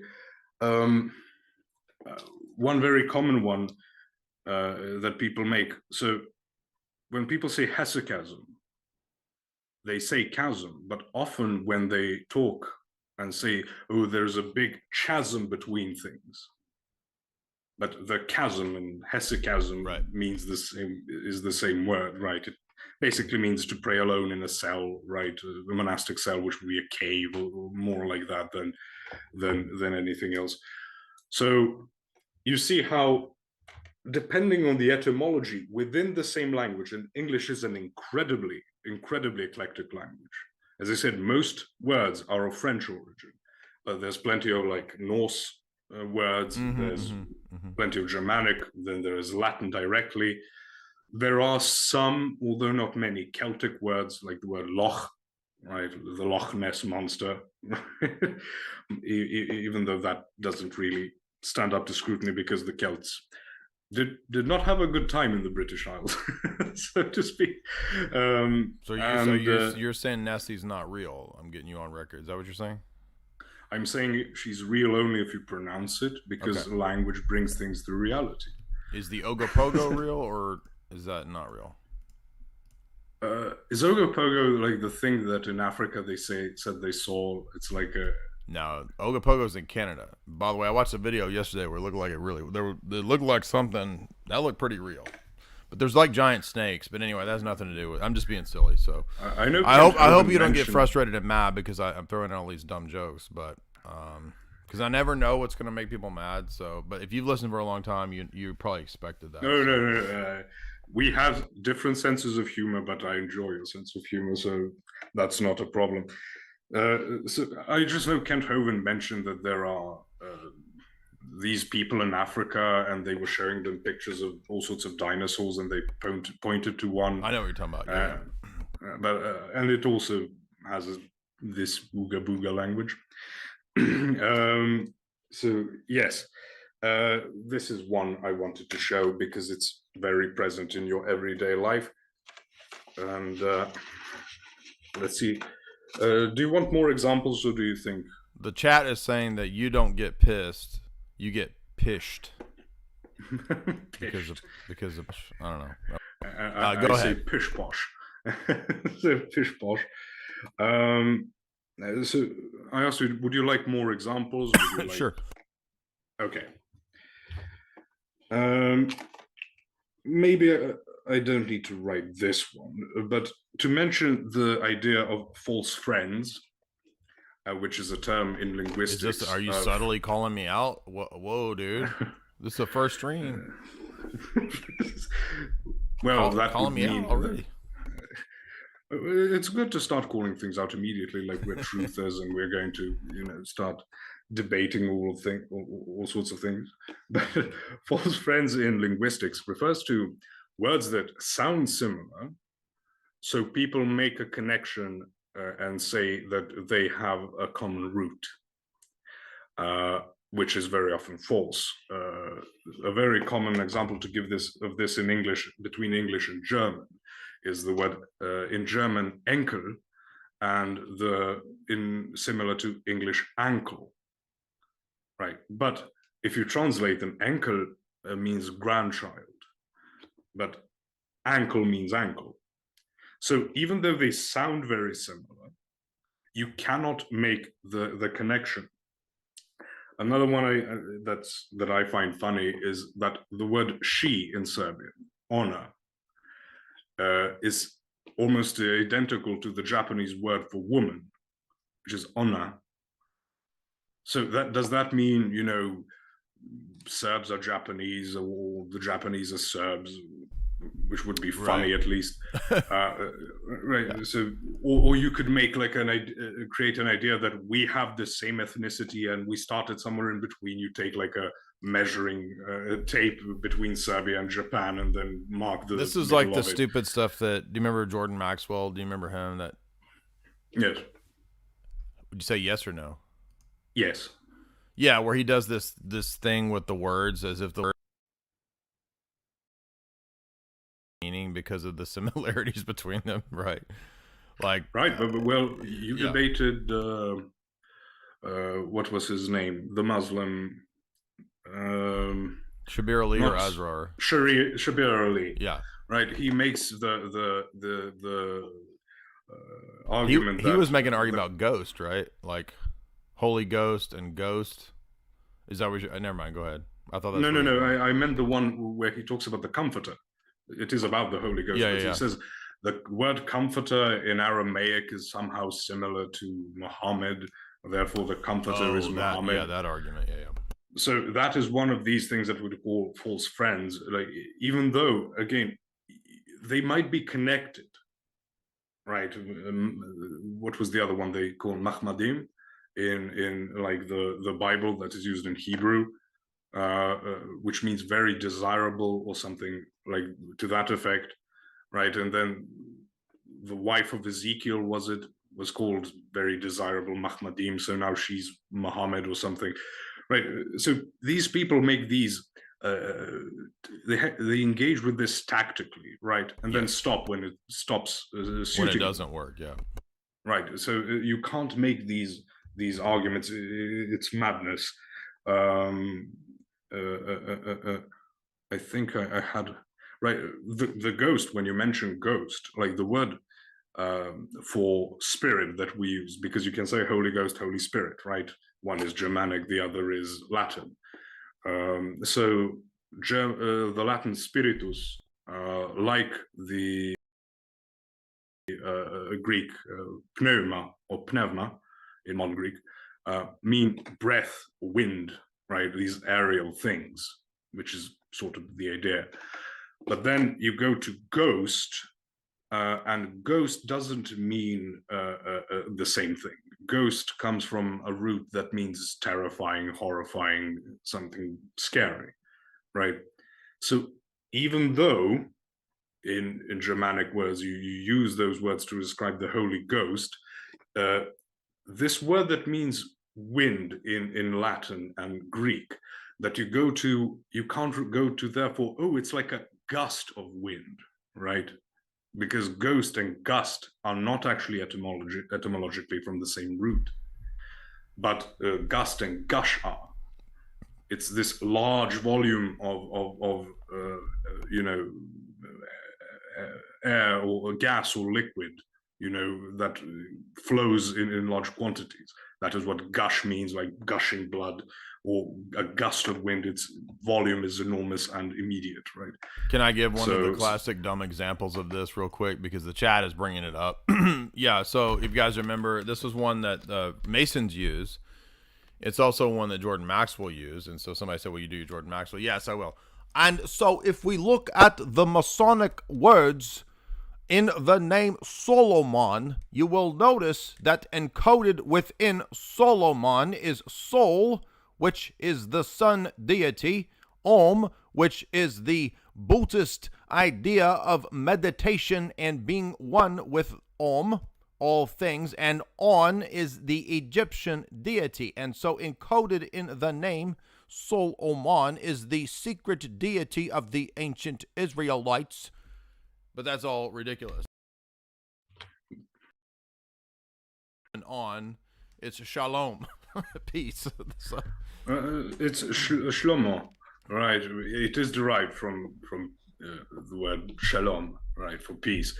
But you have to go through Greek, right? All of these words that have a sh value in Hebrew, because Greek doesn't have a sh sound, they all get turned into sigmas and therefore become an S. That's why we don't say Jesus or something like that. So all of these. What's another one that I remember people making? Oh, no, that's a different. It's about Nebuchadnezzar, that you can't really pin down his name, because we would call him Nabucodonosor or something like that. And if I remember, the original is Nabucodonosor, which means Nabu, bless my inheritor, or something to that effect. He's a very fun character in Daniel. That's why that's why I remembered him. Okay, so yes, an additional one I would like to make is about the word hypostasis. Okay, sorry.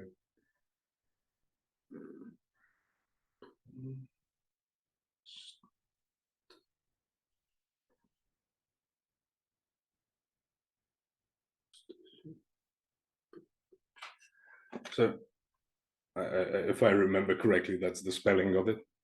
Now, depending on how you pronounce it, the classical way would be hypostasis, and the modern one would be hypostasis, because all of the initial H's, which would have been recorded by the diacritics here, are gone. So in modern Greek, you don't have that anymore. But then you can translate or transliterate.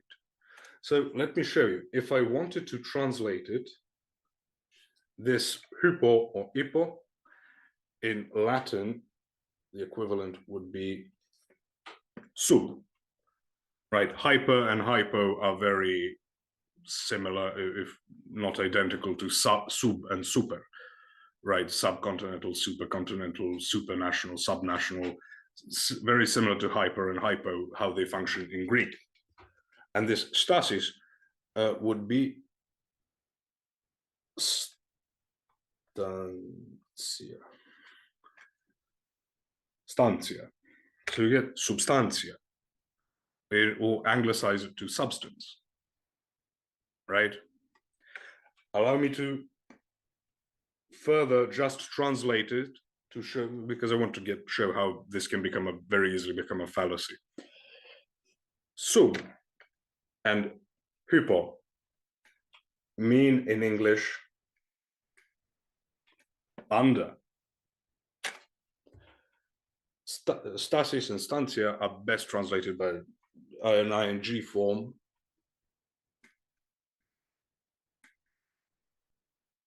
Standing. So you just translate it to understanding. I can add the Slavic one, which would be pod, and stojanje, which would become postojanje, which means existence, right? So what I'm trying to point to here, that you can get by translating it, translating its components, you can come to the word understanding from hypostasis. And that's basically, no one used it even remotely to that effect. So if you transliterate it into hypostasis, then we can talk about how they were used, in Orthodox theology. We have a particular I would like understanding to comment on that when you're finished, because this one causes a whole lot of trouble for people. Okay, I'll be quick to say, for example. No, that's fine. Yeah, take your time. No hurry. Okay, so when the pagans would look at a god, right, we have a very strange understanding of, we almost try to Abrahamize to an extent and then turn them into like the Justice League or something. There's these gods and they're hanging out and all of this. This is mostly a very late Roman Empire way of thinking, when Rome conquered everything and then tried to solidify and standardize things to create a sense of unity. But even then, this is not how it worked, right? The idea of a pantheon is modernistic reading back into things, right? You would have very local religions, like in Athens, you would have Hephaestus and Athena, right? Plato mentions that's why the Athenians are so great, right? They're so wise and also very hardworking and crafty and things like that. But when we talk about the pagans, so let's say you have a sun god. They did not think the sun in the sky is the god. They would think that the sun in the sky is one of the hypostases of that god, as in an instantiation, a physical instantiation. And then you've got the temple itself, which is a type of hypostasis. It's sort of a body in and of itself. You've also mentioned this, at least about the temple in Jerusalem, right? How it's a body in and of itself. And then in addition to that, they would have an idol, which would be a statue in that temple, which is also a hypostasis. This is the ancient way of understanding and how the word was being used. So you can explain better than me in Orthodox theology how we use hypostasis. So Yeah, I'll let you do that. It's necessary to talk about this because it illustrates this point about the fact that the flexibility and ambiguity of language at times. And when I say that, I don't mean that language is completely flexible and completely ambiguous, but there is a reality here to not so much the single referent, but the different sense that different referents can have, right, or different words can have. So, and we've already kind of touched on this throughout tonight's discussion, but hypostasis is a great one because it causes so many problems for particularly discussions between Oriental Orthodox, so-called, and Eastern Orthodox. And so if we take what Posh just noted about the first and classic reference of the word hypostasis, he referred to it as an individualized nature or a concrete individualized nature, right? So this is the nature of any specific instantiated, individuated thing. At the time of the Council of Nicaea, for example, that was the normal use of the word. And so you would have, for example, the idea that in the Godhead there is one hypostasis, in other words, one single nature.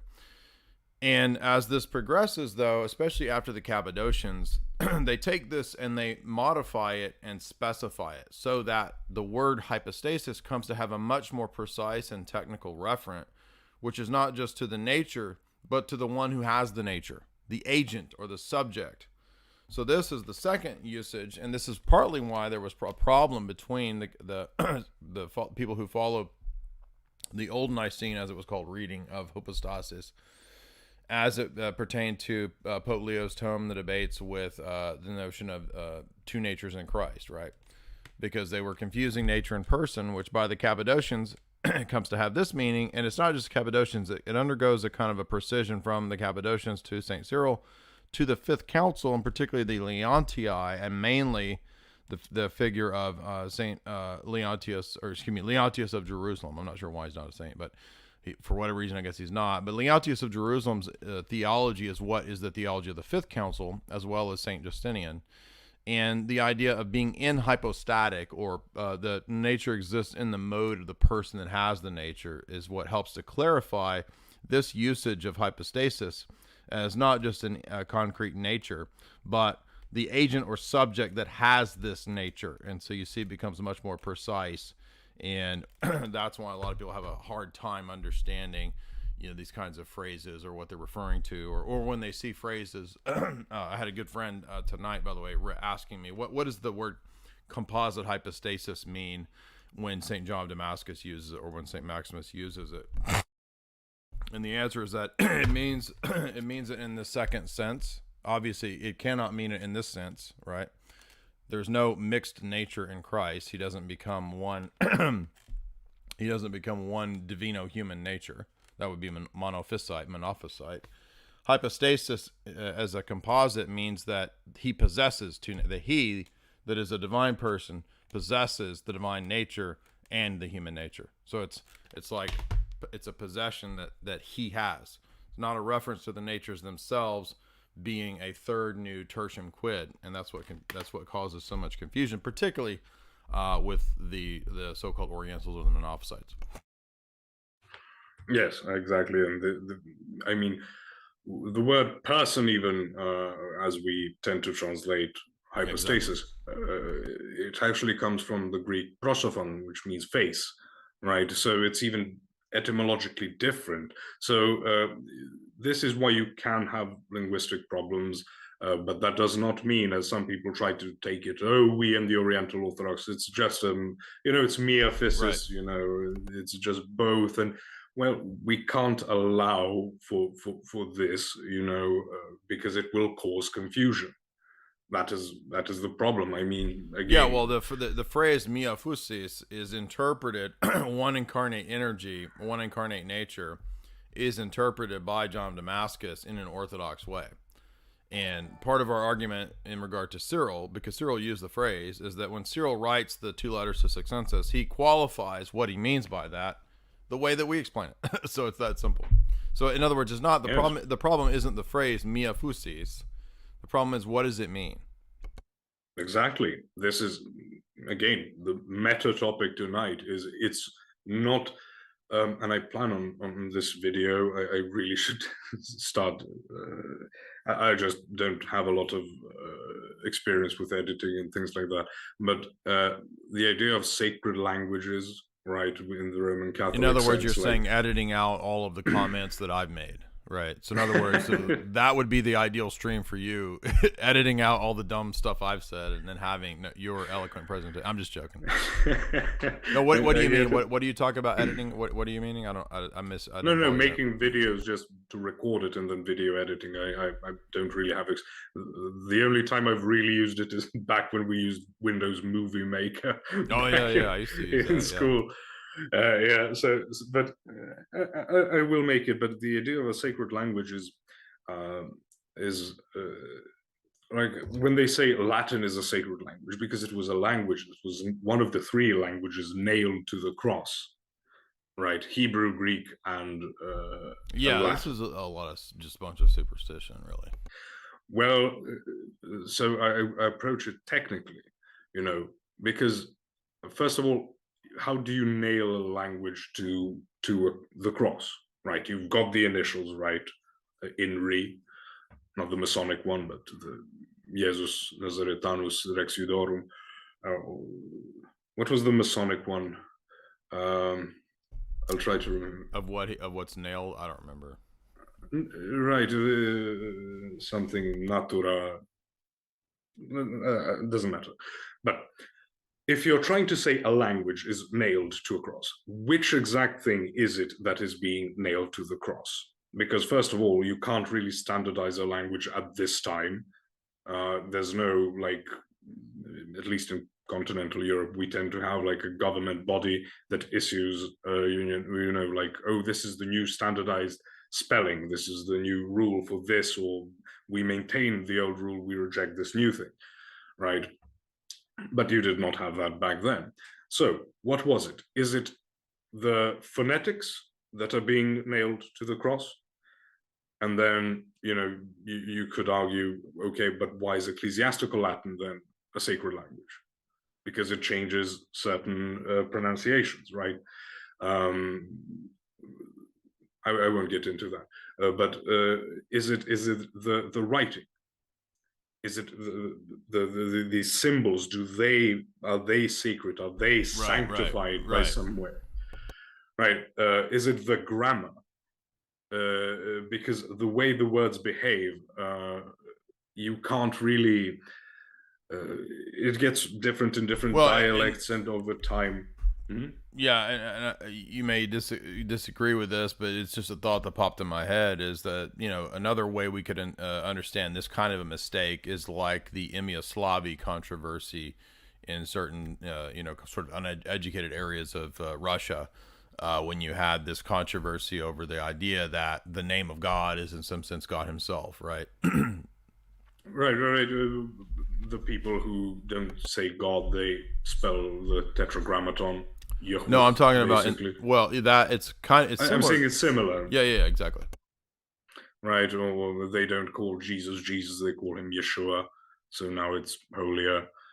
And the maddening things I've heard about Yeshua and Joshua, which is again such a basic thing linguistically, but they've turned it into a conspiracy theory. Exactly. I had a Muslim tell me that you call him Jesus, and sus, S-U-S, in Latin means pig. So this is how you got tricked.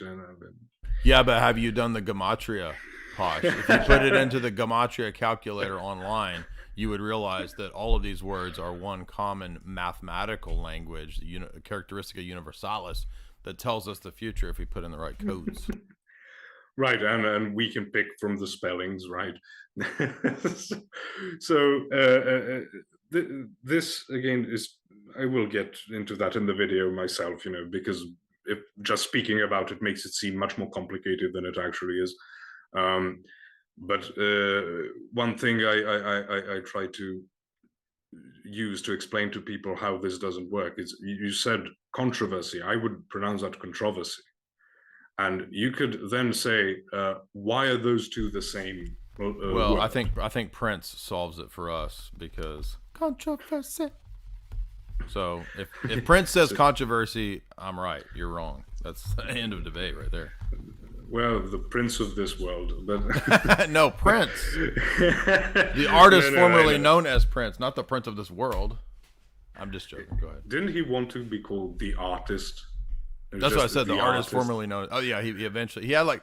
By the way, I never understood why he did that until recently, and that was because the record companies owned the name Prince, so it was actually it was a pretty smart thing to do to screw them over. And I'm thinking, I don't even know, but I'm thinking, is that why Kanye went from being Kanye to Ye? Because Kanye is owned by the record companies or what? I'm just guessing. I don't even know if that's the case. That would make a lot of sense. I remember the Norm Macdonald joke. The artist formerly known as Prince wants to be known as just the artist, but I will continue to call him the fruit. Norm Macdonald is awesome. Well, hold on. You said we don't have the same sense of humor. I think Norm Macdonald's funny. He's good. So what is your sense of humor, Posh? But we got to get a little bit of Posh psyche on here. Okay. Well, I really like dry humor, but and then almost like my sense of music, like I like country music, and then I like classical music, and rarely something in between. it tends to go to the extremes with me with almost anything. Do you like classical country, like Hank Williams Sr. and the outlaw country, like Waylon Jennings and I do like some Waylon Jennings, but Charlie my Daniels? favorite would probably yes the song Simple Man. There was there was a great comment under one of when he was at the Grand Ole Opry, right, performing that song, and someone just wrote Charlie Daniels for president of Serbia. So he is popular. My favorite would be Alan Jackson, but as far as humor is concerned, I have the most infantile sense of humor. Well, so I mean, pretty much everybody says that about me too, right? So like, so you like Alan Jackson? Then what's the Serbian term for hoochie coochie? I thought Jamie would laugh at that. She's not even laughing in there. And we'll skip that. You actually stumped me. You stumped me. Well, Alan, you know the Alan Jackson. Way down yonder on the Chattahoochee, it gets hotter than a hoochie coochie. No. Yes, I know. His voice is actually brilliant. This has gotten very, very far too high IQ.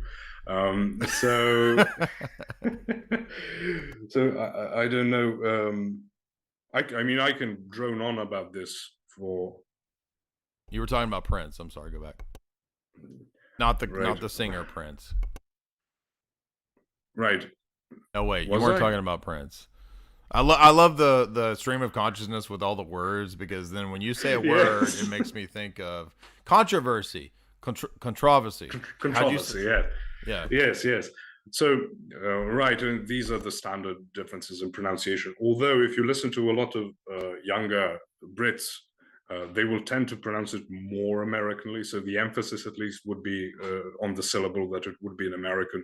So a lot of them will say controversy, especially things like privacy, which I would still pronounce as privacy, and advertisement and harassment and all sorts of things.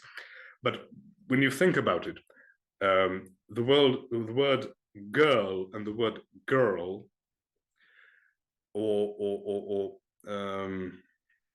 that's the most common one I use, because it's very pronounced in the South, in Tennessee, right? So in Tennessee, it's girl, right? Girl, it's very girl, right? Girl. It's not girl. I've fallen in love with a girl, right? If I'm British, but in Tennessee, it's girl. Well, if you were British, it wouldn't be a girl, but boom! Shots fired. Yeah, right. Posh versus all of England. Go ahead. I have a war with Andrew from the Crucible. I call him Irish, and he calls me Serbian, and it's like a 4chan post, our entire chat. So if we say girl and girl, right? It is because you were exposed to the different pronunciation that you make the association of these two words. and they've got a common spelling as well. But if you're going to be technical about it, right, try to turn it into this magic language, like they try to turn like a sacred language.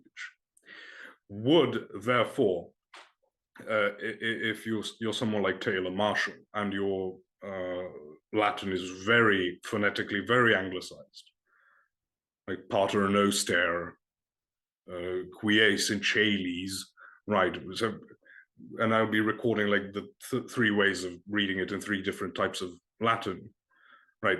Which one would be holier? Right? Are all of them equally holy? That's a funny point. Right. I see what you're saying, right? Right, but if it's the phonetics, they've got different phonetics. Well, we know that Tennessee Southern is holier than Georgia Southern, so I can tell everybody that. So that's going to make some of the people mad, because I'm always hating on the people in Alabama and Mississippi and these places. So, well, Alan Jackson is from Georgia. So. I know. Well, when I drive to Florida, I go past you'd have to drive over, I think, the Chattahoochee. So you see the Chattahoochee, and every time we drive past that, Jamie and I sing that song, obviously. Nice. And you're growing a mustache, so if we get I have an Alan Jackson mustache. I just need the rest of the Yeah. mullet, and I'll be good. He has a bit longer hair in the back. So, as I was mentioning with the Latin, like if it's the spelling, maybe you could try and make it work, but then why is the spelling sufficient? Are the letters that were on the cross, right, I, N, R, I, are they holier than the rest of the letters? Is I doubly so because it's twice there? Right? With Greek, you can make the same argument. Which Greek? Is it modern Greek? I hope Sneck is watching this, because he loves to make fun of the idea of the trad cats that Latin is a specially holy magical language. So he'll love this part, because is it the which of the letters on the cross are the ones that are the truly holy ones, right? Right, and then I would also make the point. Okay, so can it be inherited by the Romance languages?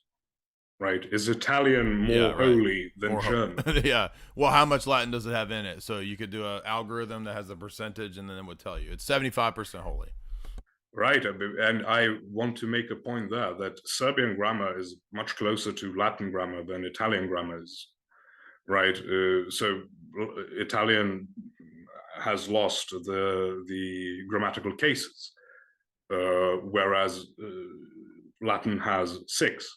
Now, Serbian has 7, so maybe we are even holier than they are. But you see, it's holier than thou. It's holier than thou. Than thou, yes. And again, it's a reductio ad absurdum, basically. Yes. Or reductio ad absurdum, to make it holier.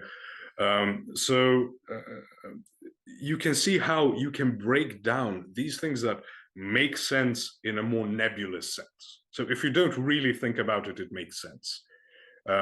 Sort of in the way that people who say, oh, we just agree on the fundamentals of the faith, but then don't define the fundamentals of the faith. But if the only thing you do is sort of say it like a slogan, then you can say, oh, right, so you've got the deity of Christ, the Holy Trinity, virgin birth, bodily resurrection.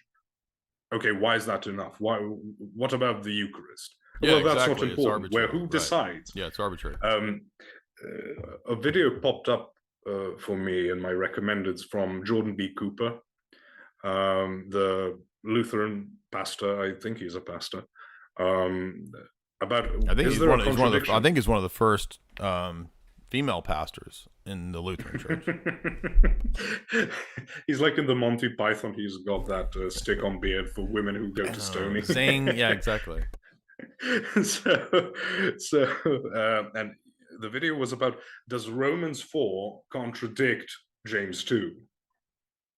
And the way he resolves it is he says, well, the most basic exegetical principle is that we read the clearer text, we read the less clear text in the light of the clearer text. But why is Romans 4 clearer than James 2? Yeah, this is a typical Protestant exegetical thing that the text means what it says. It means what it says what it means, and it means what it says. And the clearer texts, well, what's the principle by which we know which ones are the clearer texts? Yes. So there's this epistemic presupposition that, oh, well, we all know that one's the clearer one. Right. What's the clarity gradient? The clearer one is the one that appears to support the Protestant yes. presuppositions. Yeah. Right. So Bible interpreting Bible is sort of boils down to the Bible. The ones I find to agree with me, exactly. I will read the rest of the Bible through the lens of those that I have picked out. So it's hogwash, to be honest. But they just say it again. If you just say it, if you proclaim it, and another person wants it to be true, you can agree. And then if we come out and spurg out about, well, that doesn't make any sense, what about this, what about that? Then they say we are doing philosophy of men. And the wisdom of man is foolishness before God. Paul says, avoid the vain philosophies of men. Do you know, Father Josiah Trenham makes this point about paradosis, how it's when it's something negative in the context of the text is translated as traditions, and when it's good, it's translated as teachings. Oh no, I didn't know that. Oh yes. So the same word they translate it differently. Now that's to give not it a different improper, sense. right? But that's not improper, technically speaking. That you would translate, but it includes the ideas of Protestant meanings. That's the point. Right. Yep. Right, because translation is interpretation. This is what I've been trying to say for so long to so many of these people, which is weird because you would think that, especially in the presuppositional side of this, like people like James White, who's supposed to be a presuppositionalist, you would think he would be aware of the fact that texts require interpretation. They don't just mean what they say and say what they mean. They have to be interpreted. I mean, that's part and parcel with presuppositionalism. You would think he would see that, but no, he tends to fall back on this very point that you're criticizing. Well, right, because it's very similar to the point when people say, oh, how do you know this is the right interpretation? Oh, the Holy Spirit guides me. I don't rely on all sorts of things because the scriptures are perspicuous. And what I also like to point out is it sounds humble, but it boils down to, if you disagree with my interpretation, you're not disagreeing with me, you're disagreeing with the Holy Spirit. Yeah, well, prelust always sounds humble. So, yeah. Right, exactly. and all of them are guided by the Holy Spirit, apparently. Right, no one says I'm guided by Azazel. Yeah, right. Who's yeah, right. Who's going to come out and say, "Oh, I invoked the keys of Solomon. That's who guides me." But yeah, keys of Solomon. Exactly. That's right. 3 keys. That's the 3 deities of the secret inner religion of the ancient Hebrews, Solomon. I also love how the Hebrews worshipped Sol, which is a Latin for sun. Yeah, it's Latin. Somehow was like, what, you think they were speaking Latin? What? Hebrew. So it's nonsense, right? Another one they really like to use is people who have no knowledge of textual variants and how scriptures work, and just go, they have the view of the Bible the way the Muslims view the Quran. There's tablets in heaven and just beams down. Superstitious. Right. It is superstitious, but it's also technically wrong, and it sets you up for losing your faith. Because if that is what you base your faith on, you will lose your faith, because that's not how scriptures work. Because, okay, did Moses write the Pentateuch? Depends on how you. I just believe that the 66 books of the Word of God is written by the Holy Spirit through direct plenary interpretation. I just believe in the 66 books of the Word of God. I don't know if you heard the recent debate with Pastor P, but not the entirety that I got through. That was the entirety. So no, yes, the summation of it. So the way, so the Pentateuch was not written in what we would know as biblical Hebrew. It's written in a former form of Hebrew, which is most often called Paleo-Hebrew. Yeah, and why wouldn't that be like the true, like, mystical, spiritual Yes. language, right? I mean, Right. But we lost that. but we don't have right? it. So yeah. So someone dropped it, and now we're stuck with this biblical Hebrew. And then Moses dies in the book, and his burial is described, right? And people Right, yeah. don't want to acknowledge that the Bible, the scriptures, right? Bible comes from the word biblia, which means books, right? It's a collection of scriptures. They were edited over time to make sense to the people who were reading. 66 books. Be clear, only 66. That's Pastor P Exactly. Pastor P made that very clear. I that should be a red flag, but apparently not. 666 books. So Father Stephen DeYoung makes this very point that you've got the city of Dan spoken about, but it was not called Dan until the tribe of Dan settled there. It was called Laish. So the fact that it's not called Laish, but it was already called Dan, you can see how it's anachronistic, but it's sort of like referring to New York as New Amsterdam. You can call it that if you'd like, but if I'm translating some works by the early settlers or something, and it was still New Amsterdam, it was still Dutch, right? I could translate it, which is now New York, or just refer to it as New York. And then I think in the Greek manuscripts, you also have an addition, which is now Heliopolis. So that does not change. The only thing that would change is all the number games people try to play. But the information that it is trying to give you, to relay to you, are now bolstered by the fact that this city is now under Greek control, right? And they call it Heliopolis, right? The city of Helios. So it would make sense to edit it. Another one would be the Ecclesiastes, because they find in Ecclesiastes words that are derived from Persian, which is very anachronistic if you think about when Solomon lived and when the Persian conquest was. And it technically wasn't a conquest of Judah, it was they overthrew the Babylonians, who were already in control of the area. Right, but as it gets edited over time, and I would advise anyone who wants to say that doesn't make sense or that there are excuses, try and read Beowulf in the original language, see how that works out for you. So this is the point of, if the text itself does not speak to you, you interpret it, and all sorts of nuances have to go into precision. And if you don't accept that this is what language is, that we all operate within paradigms, that we speak languages which have categories which others do not, and have categories, we have certain categories that others don't, and others have categories that we don't. If you don't recognize this, you're just going to be bumbling.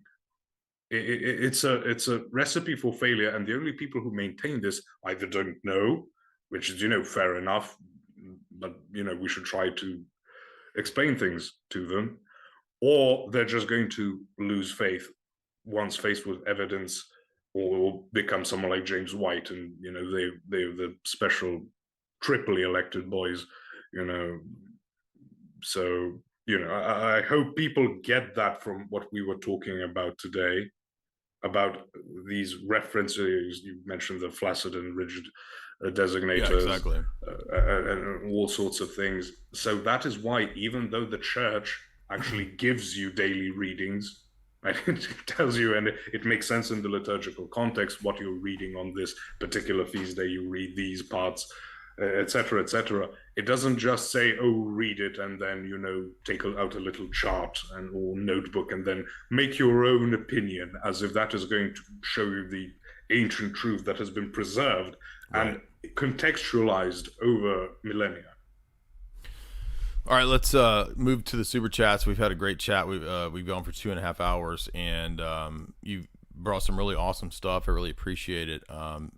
guys, if you would subscribe to Posh, his link is in the chat. I'll add his Instagram link later, but his channel is there. You can also find some of his debates on the Crucible as well. And if you want to support the show, you can do so by the super chat function. It's in the show description. It's through Streamlabs, so you can send your super chats via Streamlabs. We have a few of these. Moldy Apple for $3 says, "Here's some funds for that continental wet drippy sausage breakfast." Yes, so we will forward those to Posh, and he can go find the nearest Serbian Holiday Inn and experience a continental but it's Lent. breakfast. I can't eat. Well, maybe as you've described the continental breakfast, maybe it's not meat. So. It's not even meat, so it's not even food, so it won't even count for anything. Astinos Prime, $3. Can you explain the difference between Kant's transcendental argument and the church in the way that the church might use tag?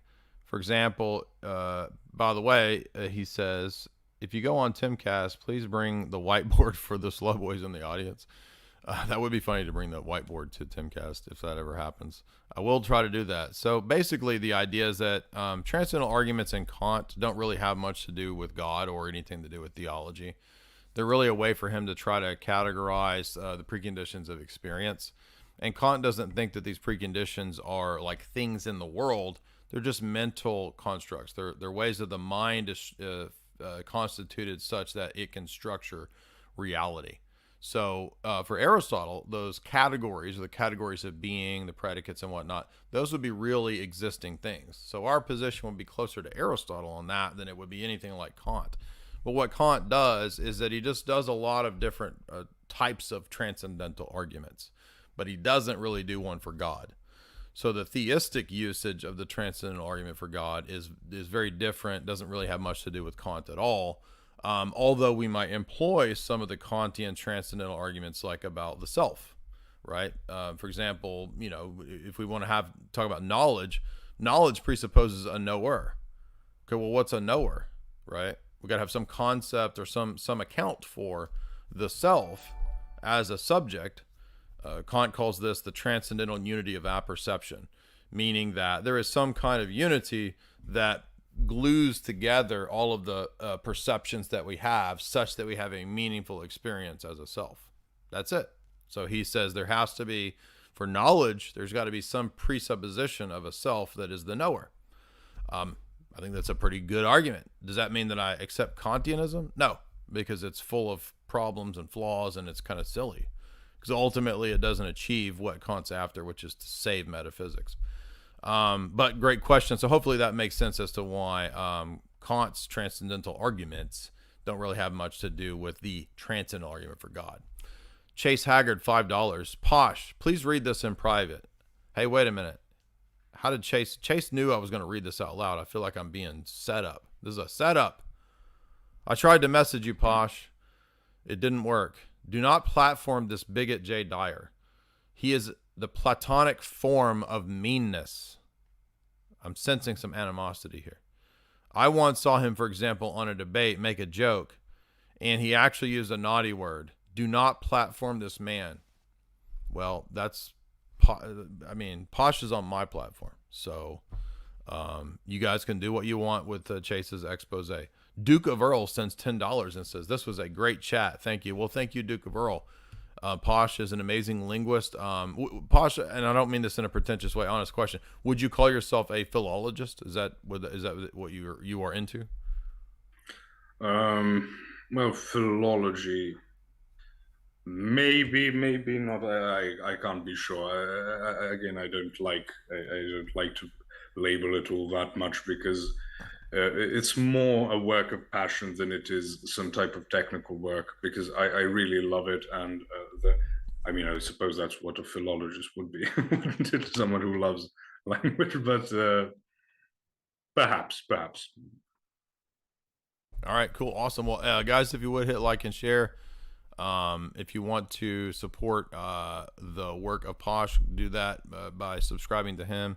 And you can support me by going to the bookstore and getting the books and subscribing. And by the way, I would want to remind you guys that a lot of what we talked about tonight, if you want more of that, my meta-narratives book touches on a lot of this stuff, and it's relevant to these topics. It's all signed copies in the shop. So anything you want to leave us with, Posh, before we head out?